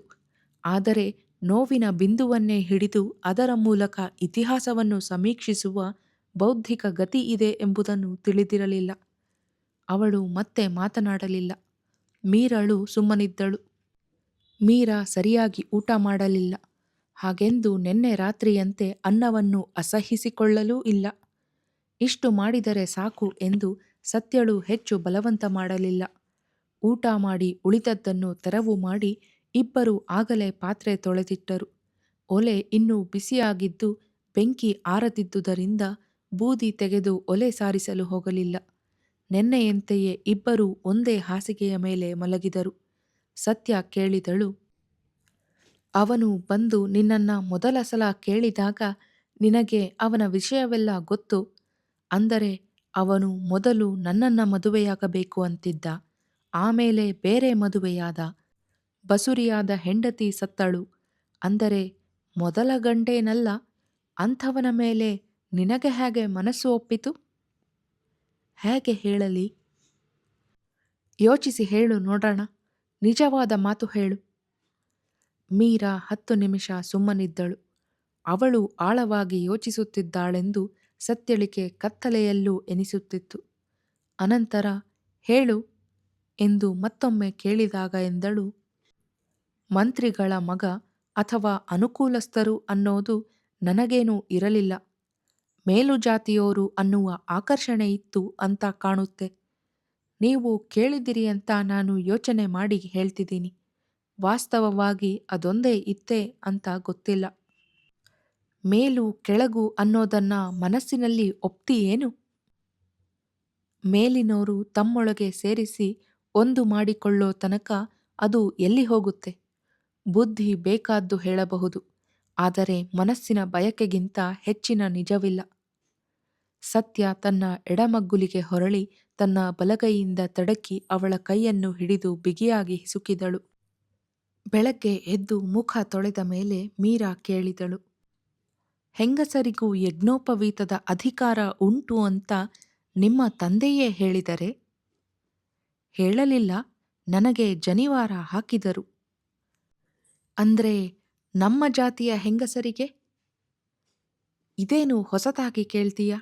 ಶೂದ್ರರಿಗೆ ಅಧಿಕಾರವಿಲ್ಲ ಅಂತ ಮೇಲಿನ 3 ಜಾತಿಯವರು ತಮ್ಮ ಹೆಂಗಸರಿಗೂ ಇಲ್ಲ ಅಂದರು. ಅಂದರೆ ಅವರ ಹೆಂಗಸರನ್ನೂ ಶೂದ್ರರನ್ನೇ ಮಾಡಿದರು. ನಾನು ಇದನ್ನ ಹಾಕಿಕೋಬಹುದಾದರೆ ನೀವು ಯಾಕೆ ಹಾಕಿಕೋಬಾರದು? ಹಾಗಾದರೆ ನನಗೆ ಹಾಕ್ತೀರಾ? ಸತ್ಯ ಆಶ್ಚರ್ಯದಿಂದ ಅವಳ ಮುಖವನ್ನು ನೋಡಿದಳು. ಮೀರಾ ಗಂಭೀರವಾಗಿ ಕೇಳುತ್ತಿದ್ದಳು. ಈಗ ಯಾಕೆ ಈ ಬಯಕೆ ಬಂತು ಎಂದದ್ದಕ್ಕೆ, ಬರಬಾರದೆ ಎಂದಳು. ಯಾರು ಬಯಸ್ತಾರೋ ಅವರಿಗೆ ಇಲ್ಲ ಅನ್ನಬಾರದು. ನಮ್ಮಪ್ಪ ಸಾಯೋಕೆ ಮೊದಲು ತಂದಿಟ್ಟಿದ್ದ ಜನಿವಾರಗಳು ಇನ್ನೂ ಇವೆ. ನೀನು ಸ್ನಾನ ಮಾಡಿ ನೆನ್ನೆ ಮಾಡಿದ ಹಾಗೆ ಹವನಕುಂಡದ ಜಾಗವನ್ನು ಶುಚಿ ಮಾಡಿ ಅಣಿಮಾಡು. ಮೀರಾ ಕೊಳದ ದಡದಲ್ಲಿ ಬದುವಿನ ಮೇಲಿದ್ದ ಕಲ್ಲಿನ ಮೇಲೆ ಕುಳಿತು ತಲೆಗೂ ಸ್ನಾನ ಮಾಡಿದಳು. ಅವಳ ಹತ್ತಿರ ಬೇರೆ ಸೀರೆ ಇರಲಿಲ್ಲ. ಸತ್ಯ ಕೊಟ್ಟ ಒಂದು ಮಡಿಸೀರೆ ಉಟ್ಟು ತನ್ನ ಬಟ್ಟೆಗಳನ್ನು ಒಗೆದು ಒಣಹಾಕಿದಳು. ಸತ್ಯಳ ರವಿಕೆ ಅವಳ ಮೈಕಟ್ಟಿಗೆ ಆಗಲಿಲ್ಲ. ಹಾಗೆಯೇ ಸೆರಗನ್ನು ಹೊದೆದುಕೊಂಡು ನೆಲ ತೊಳೆದು ರಂಗವಲ್ಲಿ ಹಾಕಿ ಸಮಿತ್ತುಗಳನ್ನು ತಂದಿಟ್ಟಳು. ತಾನು ಸ್ನಾನ ಮಾಡಿ ಸತ್ಯ ಬೇಲಿಯ ಹತ್ತಿರಕ್ಕೆ ಹೋಗಿ ದರ್ಬೆಯನ್ನು ಕಿತ್ತು ತಂದು 2 ಪವಿತ್ರ ಮಾಡಿಟ್ಟಳು. ಪಂಚಪಾತ್ರೆಗೆ ತುಪ್ಪ ಬಗ್ಗಿಸಿ ತಂದಿಟ್ಟುಕೊಂಡು ಕುಳಿತು ಮೊದಲು ಸಂಧ್ಯಾವಂದನೆ ಮಾಡಿ ಅನಂತರ ಪವಿತ್ರ ಧರಿಸಿ ಹವನ ಮಾಡಿದಳು. ಅನಂತರ ಮೀರಾಳನ್ನು ಅಗ್ನಿಯ ಎದುರಿಗೆ ಕೂರಿಸಿ ಯಜ್ಞೋಪವೀತಂ ಪರಮಂ ಪವಿತ್ರಂ ಹೇಳಿಕೊಂಡು ಅವಳ ಕೊರಳಿಗೆ 3 ಜನಿವಾರವನ್ನು ಹಾಕಿ ಅವಳ ಕಿವಿಯಲ್ಲಿ ಗಾಯತ್ರಿಯನ್ನು ಉಸುರಿ ಅವಳ ಬಾಯಲ್ಲಿ ಹೇಳಿಸಿದಳು. ಅವಳ ಬೆರಳಿಗೆ ಪವಿತ್ರವನ್ನು ಇಟ್ಟು ತಾನೂ ಮಂತ್ರ ಹೇಳುತ್ತಾ ಅವಳಿಂದ ಓಂ ಭೂ ಅಗ್ನಯೇ ಸ್ವಾಹ ಎಂದು ಹೇಳಿಸಿ ಆಜ್ಯವನ್ನು ಬಿಡಿಸುತ್ತಾ ಹವನ ಮಾಡಿಸಿದರು. ಅನಂತರ ಓಂ ಅಗ್ನೇನಯ ಸುಪಥಾರಯೇ ಅಸ್ಮಾನ್ ವಿಶ್ವಾನಿ ದೇವ ವಯುನಾನಿ ವಿದ್ವಾನ್ ಎಂದು ಹೇಳಿಸುತ್ತಾ ಅಗ್ನಿಗೆ ಪ್ರದಕ್ಷಿಣೆ ಮಾಡಿಸಿದಳು. ಎಲ್ಲ ಮುಗಿದ ನಂತರ ಎಂದಳು, ಹಾಸ್ಟೆಲಿನಲ್ಲಿರ್ತೀಯ, ಹವನಕ್ಕೆ ಅನುಕೂಲವಿರೋಲ್ಲ. ಸಂಧ್ಯಾವಂದನೇನ ಮಾಡಬಹುದು, 5-6 ದಿನದಲ್ಲಿ ಕಲಿಬಹುದು, ಬರೆದು ಕೊಡ್ತೀನಿ. ಆದರೆ ನೀನು ಸಂಧ್ಯಾವಂದನೆ ಮಾಡ್ತೀಯ ಅಂದ್ರೆ ಉಳಿದೋರು, ಉಳಿದ ಜಾತಿಯೋರು, ಎಲ್ಲ ಜಾತಿಯ ಹೆಂಗಸರು, ನಿಮ್ಮ ಜಾತಿಯೋರು ಆಡ್ಕತಾರೆ. ಅದನ್ನ ಲೆಕ್ಕಿಸದೇ ಇರುವಷ್ಟು ಸಂಕಲ್ಪ ಶಕ್ತಿ ಇಟ್ಟುಕೋ. ಅಷ್ಟರಲ್ಲಿ ಬಿಸಿಲಿನಲ್ಲಿ ಒಣಗು ಹಾಕಿದ್ದ ಅವಳ ಸೀರೆ ಒಣಗಿತ್ತು. ಲಂಗ ಬಾಡಿ ರವಿಕೆಗಳು ಅರೆ ಒದ್ದೆಯಾಗಿದ್ದವು. ಮೀರಾ ಅವುಗಳನ್ನುಟ್ಟು ಬಂದು, ನಾನು ಮನೆಗೆ ಹೋಗ್ತೀನಿ ಎಂದಳು. ಊಟ ಮಾಡ್ಕೊಂಡು ಹೋಗು. ಬೆಂಗಳೂರಿಗೆ ಯಾವತ್ತು ಹೋಗ್ತೀಯಾ? ಗೊತ್ತಿಲ್ಲ. ಅಂದ್ರೆ ಓದುವುದ ಬಿಡಬೇಡ. ಶ್ರೀನಿವಾಸನ ವಿಷಯ ಹೆಚ್ಚಾಗಿ ಹಚ್ಚಿಕೋಬೇಡ. ನಾನು ಅವನಿಗೆ ಇನ್ನೊಂದು ಸಲ ಹೇಳ್ತೀನಿ. ಅದೊಂದು ಮಾಡಬ್ಯಾಡಿ. ಅಷ್ಟರಲ್ಲಿ ಆಳು ಊರಿನಿಂದ ಹಾಲು ತಂದು ಕೊಟ್ಟು ಹೋದ. ಸತ್ಯ ಕಾಫಿ ಕಾಯಿಸಲು ಹೋದಳು. ಮೀರಾಳೆ, ನನಗೆ ಒಂದು ಲೋಟ ಹಾಲು ಕೊಡಿ ಎಂದಳು. ಹಾಗಿರಬೇಕು ಹುಡುಗಿ ಎಂದು ಅವಳ ಬೆನ್ನು ತಟ್ಟಿ ಸತ್ಯ ಹಾಲು ಕಾಯಲು ಇಟ್ಟಳು. ನೀವು ಕುಡಿಬೇಕು ಮೀರಾ ಎಂದಳು. ಇಬ್ಬರು ಒಂದೊಂದು ಲೋಟ ಹಾಲು ಕುಡಿದರು. ಸತ್ಯ ಸುಮ್ಮನೆ ಅವಳ ಮುಖ ನೋಡಿದಳು. ಮೀರಾಳ ಕಣ್ಣಿನಲ್ಲಿ ಕಳೆ ಇರಲಿಲ್ಲ. ಮುಖ ಮ್ಲಾನವಾಗಿತ್ತು. ನಿನಗ್ಯಾಕೆ ಈ ಮಂಕು? ಯಜ್ಞೋಪವೀತ ಹಾಕ್ಕೊಂಡಿದೀಯ. ಯಾರಿಗಿಂತಲೂ ನೀನು ಕಮ್ಮಿ ಇಲ್ಲ. ಸತ್ಯ ಉತ್ಸಾಹದಿಂದ ಹೇಳಿದಳು. ಮೀರಾ ಬಾಗಿ ಸತ್ಯಳ ಕಾಲು ಮುಟ್ಟಿ ನಮಸ್ಕಾರ ಮಾಡಿ ಹೋಗಿ ಬರ್ತೀನಿ ಎಂದಳು. ನಮಸ್ಕಾರ ಯಾಕೆ ಮಾಡ್ದೆ? ನಾನು ಮಾದಗಿತ್ತಿಯಲ್ಲ ಅಂತ ಒಪ್ಪಿ ಜನಿವಾರ ಹಾಕಿದಿರಲ್ಲ. ಯಾರೂ ಮಾದಗಿತ್ತಿಯರಲ್ಲ. ನಿಮಗೆ ತಿಳಿಯೋಲ್ಲ, ನೀವು ಬರೀ ವೇದಾಂತದ ಮಾತು ಹೇಳ್ತೀರಿ ಎನ್ನುವಾಗ ಅವಳ ಕಣ್ಣಿನಲ್ಲಿ ನೀರು ತುಂಬಿಕೊಂಡಿತು. ಬೆಂಗಳೂರಿಗೆ ಹೋಗೋಕ್ಕೆ ಮೊದಲು ಬರ್ತೀಯಾ? ಮೀರಾ ಉತ್ತರ ಹೇಳಲಿಲ್ಲ. ತನ್ನ ವ್ಯಾನಿಟಿ ಚೀಲವನ್ನು ಹಿಡಿದು ಕಾಲಿಗೆ ಚಪ್ಪಲಿ ಮೆಟ್ಟಿ ಹೊರಟು ಹೋದಳು.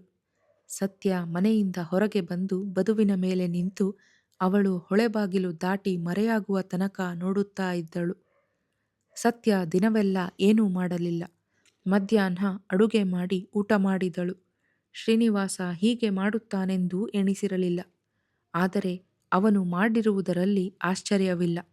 ಅವನ ಸಂಕಲ್ಪಶಕ್ತಿಯೇ ಕಡಿಮೆ ಎಂಬುದಕ್ಕೆ ಹೆಚ್ಚು ಸಾಕ್ಷಿ ಬೇಡ. ಆದರೆ ತನ್ನ ದೌರ್ಬಲ್ಯದಿಂದ ಇತರರಿಗೆ ಎಷ್ಟು ನೋವಾಗುತ್ತದೆಂಬ ಪರಿವೇ ಇರಬೇಡವೇ ಎಂದುಕೊಂಡಳು. ಮೀರಾಳ ವ್ಯಕ್ತಿತ್ವವೇ ಮನಸ್ಸಿನಲ್ಲಿ ತುಂಬಿತ್ತು. ಅವಳು ನೆನ್ನೆ ಹೇಳಿದ ಐತಿಹಾಸಿಕ ಮಾತು ಈಗಲೂ ಬುದ್ಧಿಯಲ್ಲಿ ಧ್ವನಿಸುತ್ತಿತ್ತು. ಆದರೆ ಒಂದು ತೃಪ್ತಿಯು ಮನಸ್ಸನ್ನು ತುಂಬಿತ್ತು.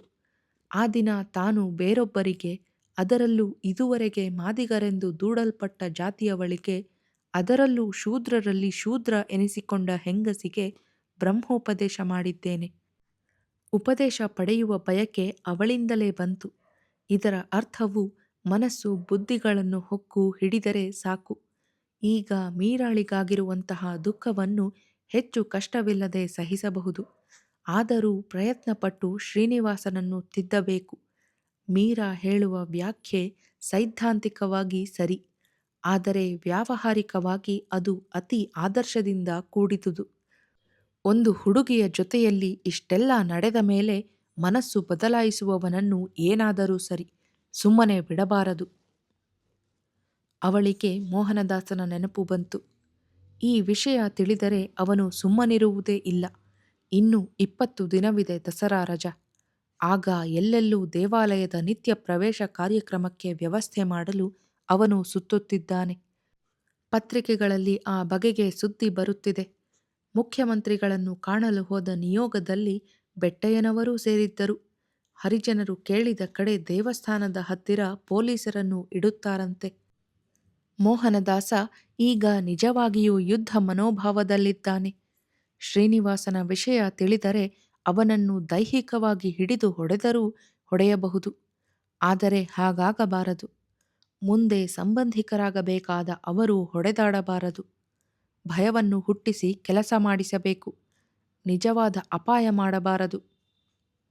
ಮನಸ್ಸಿಗೆ ಹಲವಾರು ಯೋಚನೆಗಳು ಬರುತ್ತಿದ್ದವು. ರಾತ್ರಿ ಬೇಗ ನಿದ್ರೆ ಬರಲಿಲ್ಲ.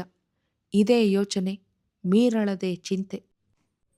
ಇಷ್ಟು ಒಳ್ಳೆಯ ಹುಡುಗಿಯನ್ನು ಕೈ ಹಿಡಿಯುವ ಭಾಗ್ಯವನ್ನು ಶ್ರೀನಿವಾಸ ಹಾಳು ಮಾಡಿಕೊಳ್ಳುತ್ತಿದ್ದಾನೆಂಬ ಅನುಕಂಪ.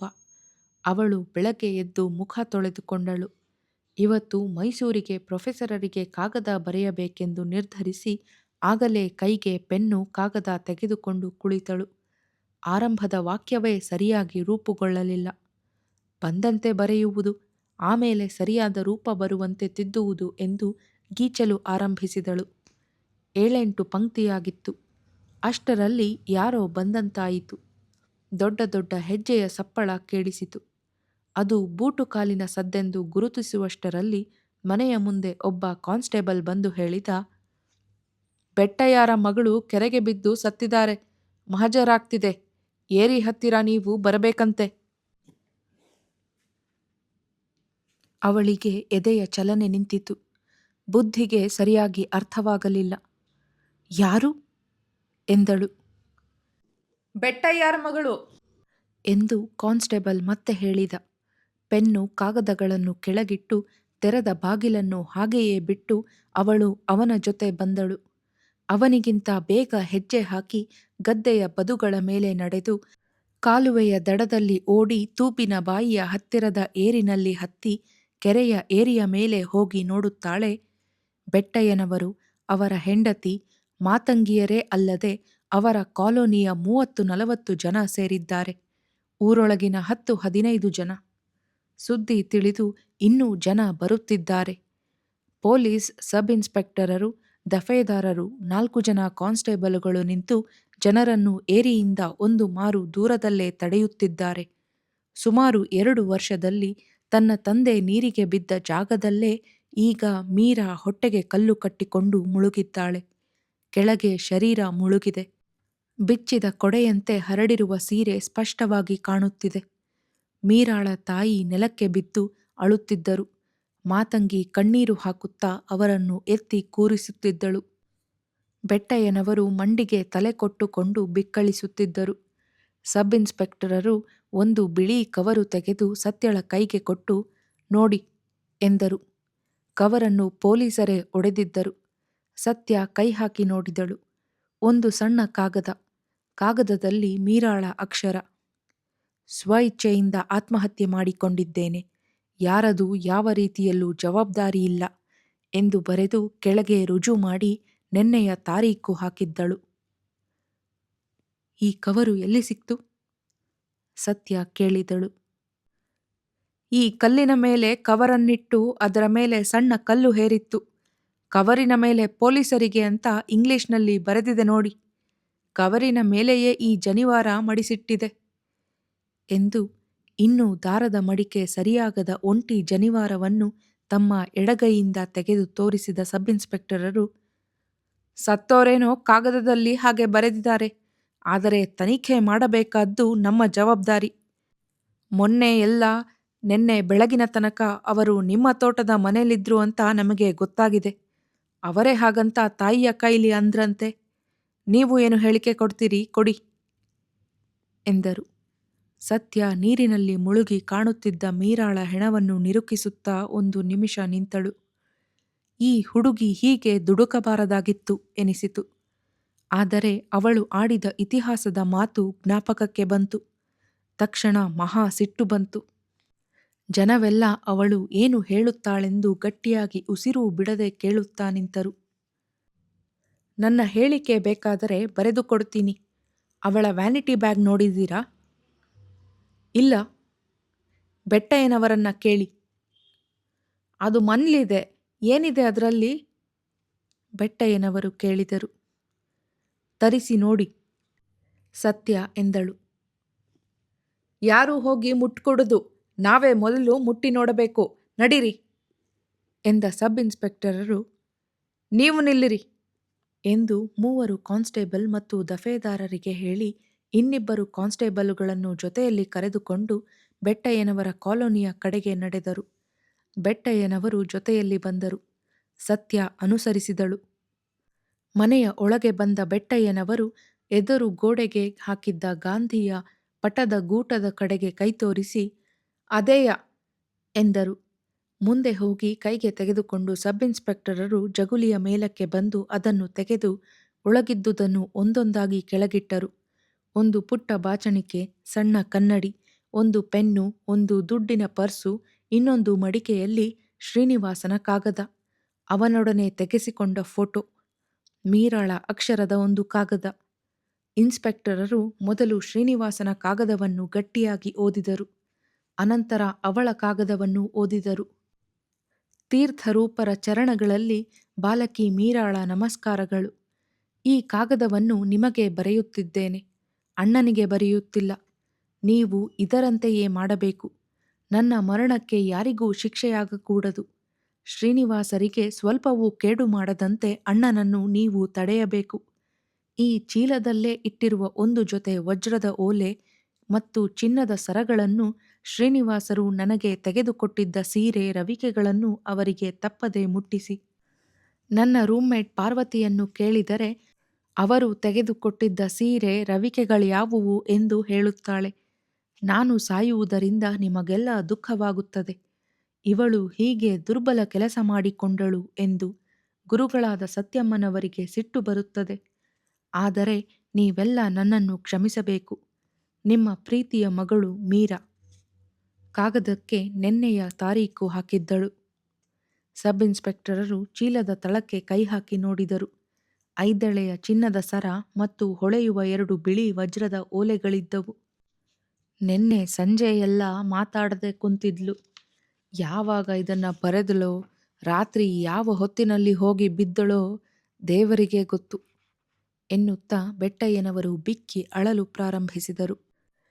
ಮೀರಾಳೆ ಬರೆದಿಟ್ಟಿದ್ದ ಕಾಗದ ಮತ್ತು ಸುದ್ದಿ ತಿಳಿದ ತಕ್ಷಣ ಮಂತ್ರಿಗಳೇ ಧಾವಿಸಿ ಬಂದಿದ್ದರಿಂದ ಪೊಲೀಸರು ಕೇಸು ಗೀಸು ಏನೂ ಮಾಡಲಿಲ್ಲ. ಮೋಹನದಾಸನನ್ನು ಪತ್ತೆ ಮಾಡುವುದು ಸಾಧ್ಯವಾಗಲಿಲ್ಲ. ಅವನು ಈಗ ತನ್ನ ಕ್ರಾಂತಿ ಯೋಜನೆಗೆ ತಕ್ಕಂತೆ ಕಾರ್ಯಕರ್ತರನ್ನು ಸಂಘಟಿಸಲು ಕೋಲಾರದ ಕಡೆಗೆ ಹೋಗಿದ್ದ. ಯಾವ ಸ್ಥಳವೆಂಬುದು ಇವರಾರಿಗೂ ತಿಳಿಯದು. ಅವನ ಸಂಗಡಿಗರು, ಕಾರ್ಯಕ್ರಮ ಮೊದಲಾದವುಗಳ ಬಗೆಗೆ ಇವರಿಗೆ ಯಾವ ವಿವರವೂ ತಿಳಿದಿರುತ್ತಿರಲಿಲ್ಲ. ಆದುದರಿಂದ ಅವನನ್ನು ಕಾಯದೆ ಶವಸಂಸ್ಕಾರವನ್ನು ಮುಗಿಸಿದರು. ವೆಂಕಟೇಶನೇ ಊರಿನ ಪತ್ರಿಕಾ ಪ್ರತಿನಿಧಿ. ಮಂತ್ರಿ ಮೇಲಗಿರಿಗೌಡರ ಮಗನಿಗೂ ಎಂಎಲ್ಎ ಬೆಟ್ಟಯ್ಯನವರ ಮಗಳಿಗೂ ಸಂಬಂಧಿಸಿದ ಸಂಗತಿಯಾದುದರಿಂದ ಈ ಆತ್ಮಹತ್ಯೆಯ ಬಗೆಗೆ ಅವನು ಪತ್ರಿಕೆಗಳಿಗೆ ಸುದ್ದಿ ಕಳಿಸಲಿಲ್ಲ. ಸತ್ಯ ದಿನವೂ ಬೆಟ್ಟಯ್ಯನವರ ಮನೆಗೆ ಹೋಗುತ್ತಿದ್ದಳು. ಅವರ ಹೆಂಡತಿಯನ್ನು ಸಮಾಧಾನ ಮಾಡುವುದು ಕಷ್ಟದ ಕೆಲಸವಾಗಿತ್ತು. ಬೆಟ್ಟಯ್ಯನವರು ಮಾತ್ರ ಕಣ್ಣೀರು ಹಾಕದೆ ಮಂಕು ಬಡಿದವರಂತೆ ಕೂತಿರುತ್ತಿದ್ದರು. ಮೀರಾ ಸತ್ತ 4ನೆಯ ದಿನ ಅವರೇ ಸತ್ಯಳ ತೋಟಕ್ಕೆ ಬಂದರು. ಒಂದು ಕೈಚೀಲದೊಳಗೆ ಮಗಳ ವ್ಯಾನಿಟಿ ಚೀಲವನ್ನು ಇಟ್ಟುಕೊಂಡು ಬಂದಿದ್ದರು. ವಾಲೆ ಸರ ಇದ್ರೊಳಗೆ ಅವೆ. ಬೆಂಗಳೂರಿಗೆ ಹೋಗಿ ಅದ್ಯಾವುದು ಸೀರೆ ತಗಂಡು ಅವರಿಗೆ ನೀವೇ ಮುಟ್ಟಿಸ್ಬನ್ನಿ ಎಂದರು. ಅದಕ್ಕೇನು ಆತುರ? ಸತ್ಯ ಕೇಳಿದಳು. ಇದು ನನ್ನ ಮನ್ಲಿರಾದು ಬ್ಯಾಡ. ನಾಳಿಕೆ ಹೊರಡಿ. ಅಲ್ಲಿ ತನಕ ನಿಮ್ಮ ತಾವ ಮಡಿಕಂಡಿರಿ. ನನ್ನ ಜೊತೆ ನೀವು ಬನ್ನಿ. ನೀವು ಬರದೆ ಹಾಸ್ಟೆಲಿನವರು ಸಾಮಾನು ಕೊಡೋಲ್ಲ. ಬಾಕಿ ಸಾಮಾನು ನಮಗೆ ಬ್ಯಾಡವೇ ಬ್ಯಾಡ. ಆ ಸೀರೆ ರವಿಕೆ ಅಷ್ಟು ತಗೊಂಡೋಗಿ ಅವರಿಗೆ ಕೊಟ್ಟುಬಿಡಿ. ಅದಕ್ಕೂ ನೀವು ಬರಬೇಕು. ಮರುಬೆಳಗ್ಗೆ ಮೊದಲ ಬಸ್ಸಿಗೆ ಇಬ್ಬರು ಬೆಂಗಳೂರಿಗೆ ಹೋದರು. ಇವರು ಹೋಗುವ ಹೊತ್ತಿಗೆ ಪಾರ್ವತಿ ಕಾಲೇಜಿಗೆ ಹೋಗಿದ್ದಳು. ಸತ್ಯಳೆ ಕಾಲೇಜಿಗೆ ಹೋಗಿ ಅವಳನ್ನು ಕರೆತಂದಳು. ವಿಷಯ ತಿಳಿದ ಪಾರ್ವತಿ, ಅವಳು ತೀರಾ ಐಡಿಯಾಲಿಸ್ಟಿಕ್, ಸೆಂಟಿಮೆಂಟಲ್. ಅವಳು ಹಾಗೆ ಬರೆದಿಟ್ಟಿದ್ದಾಳೆ ಅಂತ ನೀವ್ಯಾಕೆ ಸುಮ್ಮನಾದಿರಿ? ಪೊಲೀಸರಿಗೆ ಕೇಸು ಹಾಕಿ ಇಂಥವರಿಗೆ ಬುದ್ಧಿ ಕಲಿಸಬೇಡವೇ ಎಂದಳು. ಅವಳ ತಂದೆ ಒಪ್ಪೋದಿಲ್ಲ. ಪಾರ್ವತಿ ಗುರುತಿಸಿದ ಸೀರೆ ರವಿಕೆಗಳನ್ನು ಬೇರೆಯಾಗಿಟ್ಟುಕೊಂಡು ವಾರ್ಡನ್ನರ ಅನುಮತಿ ಪಡೆದು ಮೀರಾಳ ಉಳಿದ ಸಾಮಾನುಗಳನ್ನು ಕಟ್ಟಿ ಟ್ಯಾಕ್ಸಿಯಲ್ಲಿ ಹಾಕಿಕೊಂಡು ಅವರು ನೇರವಾಗಿ ಬಸ್ ಸ್ಟ್ಯಾಂಡಿಗೆ ಬಂದರು. ತಕ್ಷಣ ಸಿಕ್ಕಿದ ಬಸ್ಸಿನಲ್ಲಿ ಕೂತು ತುಮಕೂರಿಗೆ ಬರುವ ವೇಳೆಗೆ ಸಂಜೆ 4:15 ಸಾಮಾನು ಹಾಕಿಸಿಕೊಂಡು ಟಾಂಗಾದಲ್ಲಿ ಕುಳಿತ ಮೇಲೆ ಬೆಟ್ಟಯ್ಯನವರು, ನೀವು ಅವರ ಮೋಟಾರ್ ಆಫೀಸಿಂತಾವ ಇಳಿರಿ, ನಾನು ಅಂಗಡಿಗೆ ಹೋಗ್ತೀನಿ. ಅವರಿಗೆ ಕೊಟ್ಬಿಟ್ಟು ನೀವು ಅಂಗಡಿಗೆ ಬನ್ನಿ ಎಂದರು. ಸತ್ಯ ಶ್ರೀನಿವಾಸನ ಕೋಣೆಗೆ ಹೋದಾಗ ಅವನು ಅಲ್ಲೇ ಇದ್ದ. ಅವನ ತಂದೆಯೂ ಕುರ್ಚಿಯ ಮೇಲೆ ಕೂತಿದ್ದರು.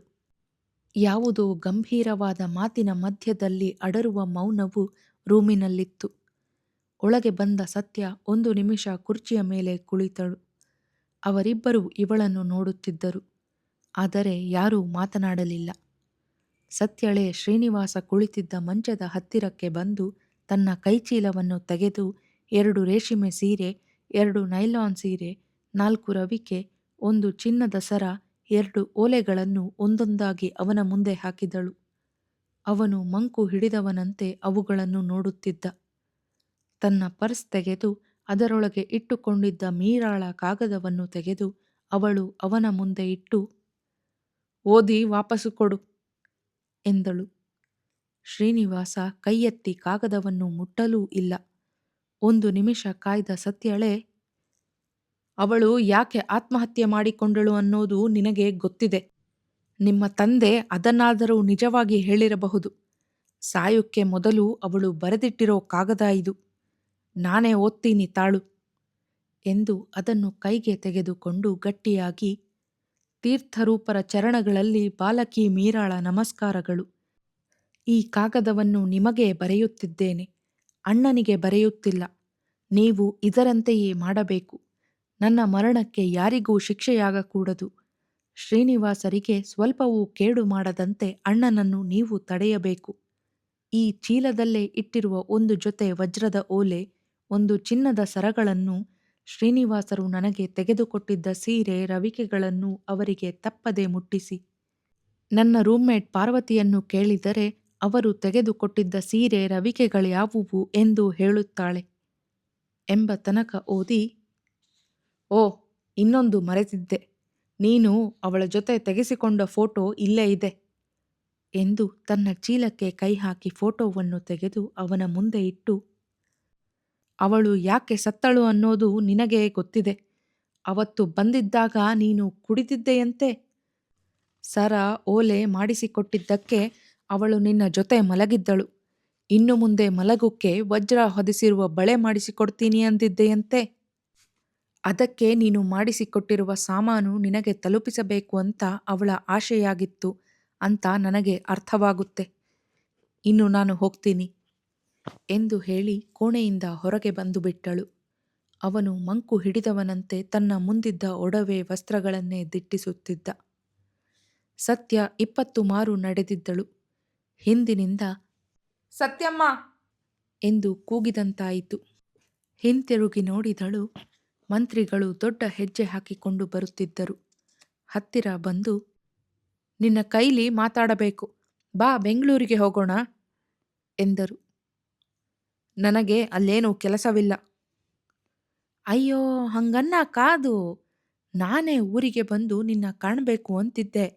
ಈಗ ನೀನು ಬಂದೆ, ಹೇಳಿ ಕಳಿಸ್ದ ಹಂಗೆ. ನಡಿ ನಡಿ. ಗೌಡ್ರೆ, ನಾನು ಬೆಂಗಳೂರಿಗೆ ಬರೋಲ್ಲ. ಮೋಹನದಾಸನ ಅಂಗಡಿಗೆ ಹೋಗ್ತಾ ಇದ್ದೀನಿ. ಅವನು ಊರಾಗಿಲ್ವಂತೆ, ಕೋಲಾರದ ಕಡೆಯಲ್ಲಿ ಅಲೀತವನಂತೆ. ಪೋಲಿ ಪೋಲಿ. ಅದು ನನಗೆ ಗೊತ್ತಿಲ್ಲ. ಬೆಟ್ಟಯ್ಯನೋರು ನಾನು ಬೆಂಗಳೂರಿನಿಂದ ಜೊತೆಲೇ ಬಂದ್ವು. ಈ ಸೀರೆ ರವಿಕೆ ನೀವು ಹೋಗಿ ಕೊಟ್ಟು ಬನ್ನಿ, ನಾನು ಅಲ್ಲಿ ಕಾಯ್ತಿರ್ತೀನಿ ಅಂತ ಹೇಳಿದ್ರು. ಹೌದಾ, ಪಾಪ ಒಳ್ಳೆಯವರು. ಅವರಿಗೆ ಹಿಂಗಾಗಬ್ಯಾಡದು. ಏನು ಹೆಣ್ಮಕ್ಳು ಗಂಡು ಹುಡುಗರು ಬೇಜವಾಬ್ದಾರಿ ಕೆಲಸ ಮಾಡ್ತಾರೆ. ನಮ್ಮ ದೇಶದಲ್ಲಿ ಜವಾಬ್ದಾರಿಯೇ ಇಲ್ಲ ಏನಂತೀ? ಈಗ ಬಾ, ಬೆಂಗಳೂರಿಗೆ ಬರೋಕ್ಕೆ ನಿಂಗೆ ಟೈಮ್ ಇಲ್ಲದಿದ್ದರೆ ಇಲ್ಲೇ ಒಂದಿಷ್ಟು ಮಾತಾಡೋಣ. ಮಾತಾಡುವಂಥದ್ದು ಏನೂ ಇಲ್ಲ ಗೌಡ್ರೆ. ಅಯ್ಯೋ ಅಯ್ಯೋ, ಹಂಗನ್ಬ್ಯಾಡ, ನಡಿಯಮ್ಮ ಎಂದು ಅವಳ ಮುಂದೆ ಬಂದು ಅಡ್ಡ ನಿಂತರು. ಆ ಮಂಡಿ ಬೀದಿಯಲ್ಲಿ ತಿರುಗುವವರಲ್ಲಿ 10-15 ಜನಗಳು ಇವರಿಬ್ಬರನ್ನೇ ನೋಡುತ್ತಾ ನಿಂತುಕೊಂಡರು. ಇವರು ಮಂತ್ರಿಗಳೆಂದು ಹಲವರಿಗೆ ಗುರುತು ಸಿಕ್ಕಿರಬಹುದು. ಸತ್ಯಳಿಗೆ ಸಂಕೋಚವೆನಿಸಿತು. ನಡಿರಿ, ಆದರೆ ನನಗೆ ಹೆಚ್ಚು ಟೈಮ್ ಇಲ್ಲ ಎಂದು ಅವರ ಜೊತೆ ನಡೆದಳು. ಮೋಟಾರ್ ಆಫೀಸಿನ ಮುಂದೆಯೇ ಮಂತ್ರಿಗಳ ಕಾರು ನಿಂತಿತ್ತು. ಎದುರಿನ ಹೋಟೆಲಿನಲ್ಲಿ ಕೂತಿದ್ದ ಡ್ರೈವರನನ್ನು ಕೂಗಿದರು. ಸತ್ಯಳನ್ನು ಕೂರಿಸಿಕೊಂಡು ಗುಬ್ಬಿ ರಸ್ತೆಯಲ್ಲಿ 3 ಮೈಲಿ ಬಂದು ಕಾರನ್ನು ಒಂದು ಮರದ ಕೆಳಗೆ ನಿಲ್ಲಿಸಿದರು.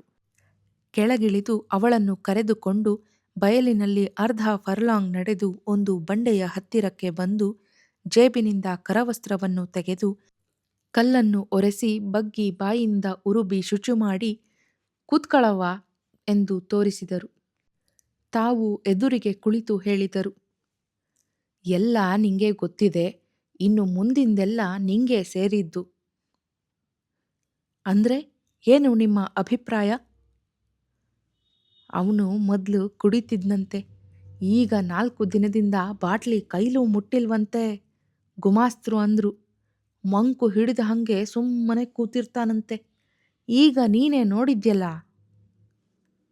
ನಾನೇನು ಮಾಡಬೇಕು ಅಂತೀರಾ?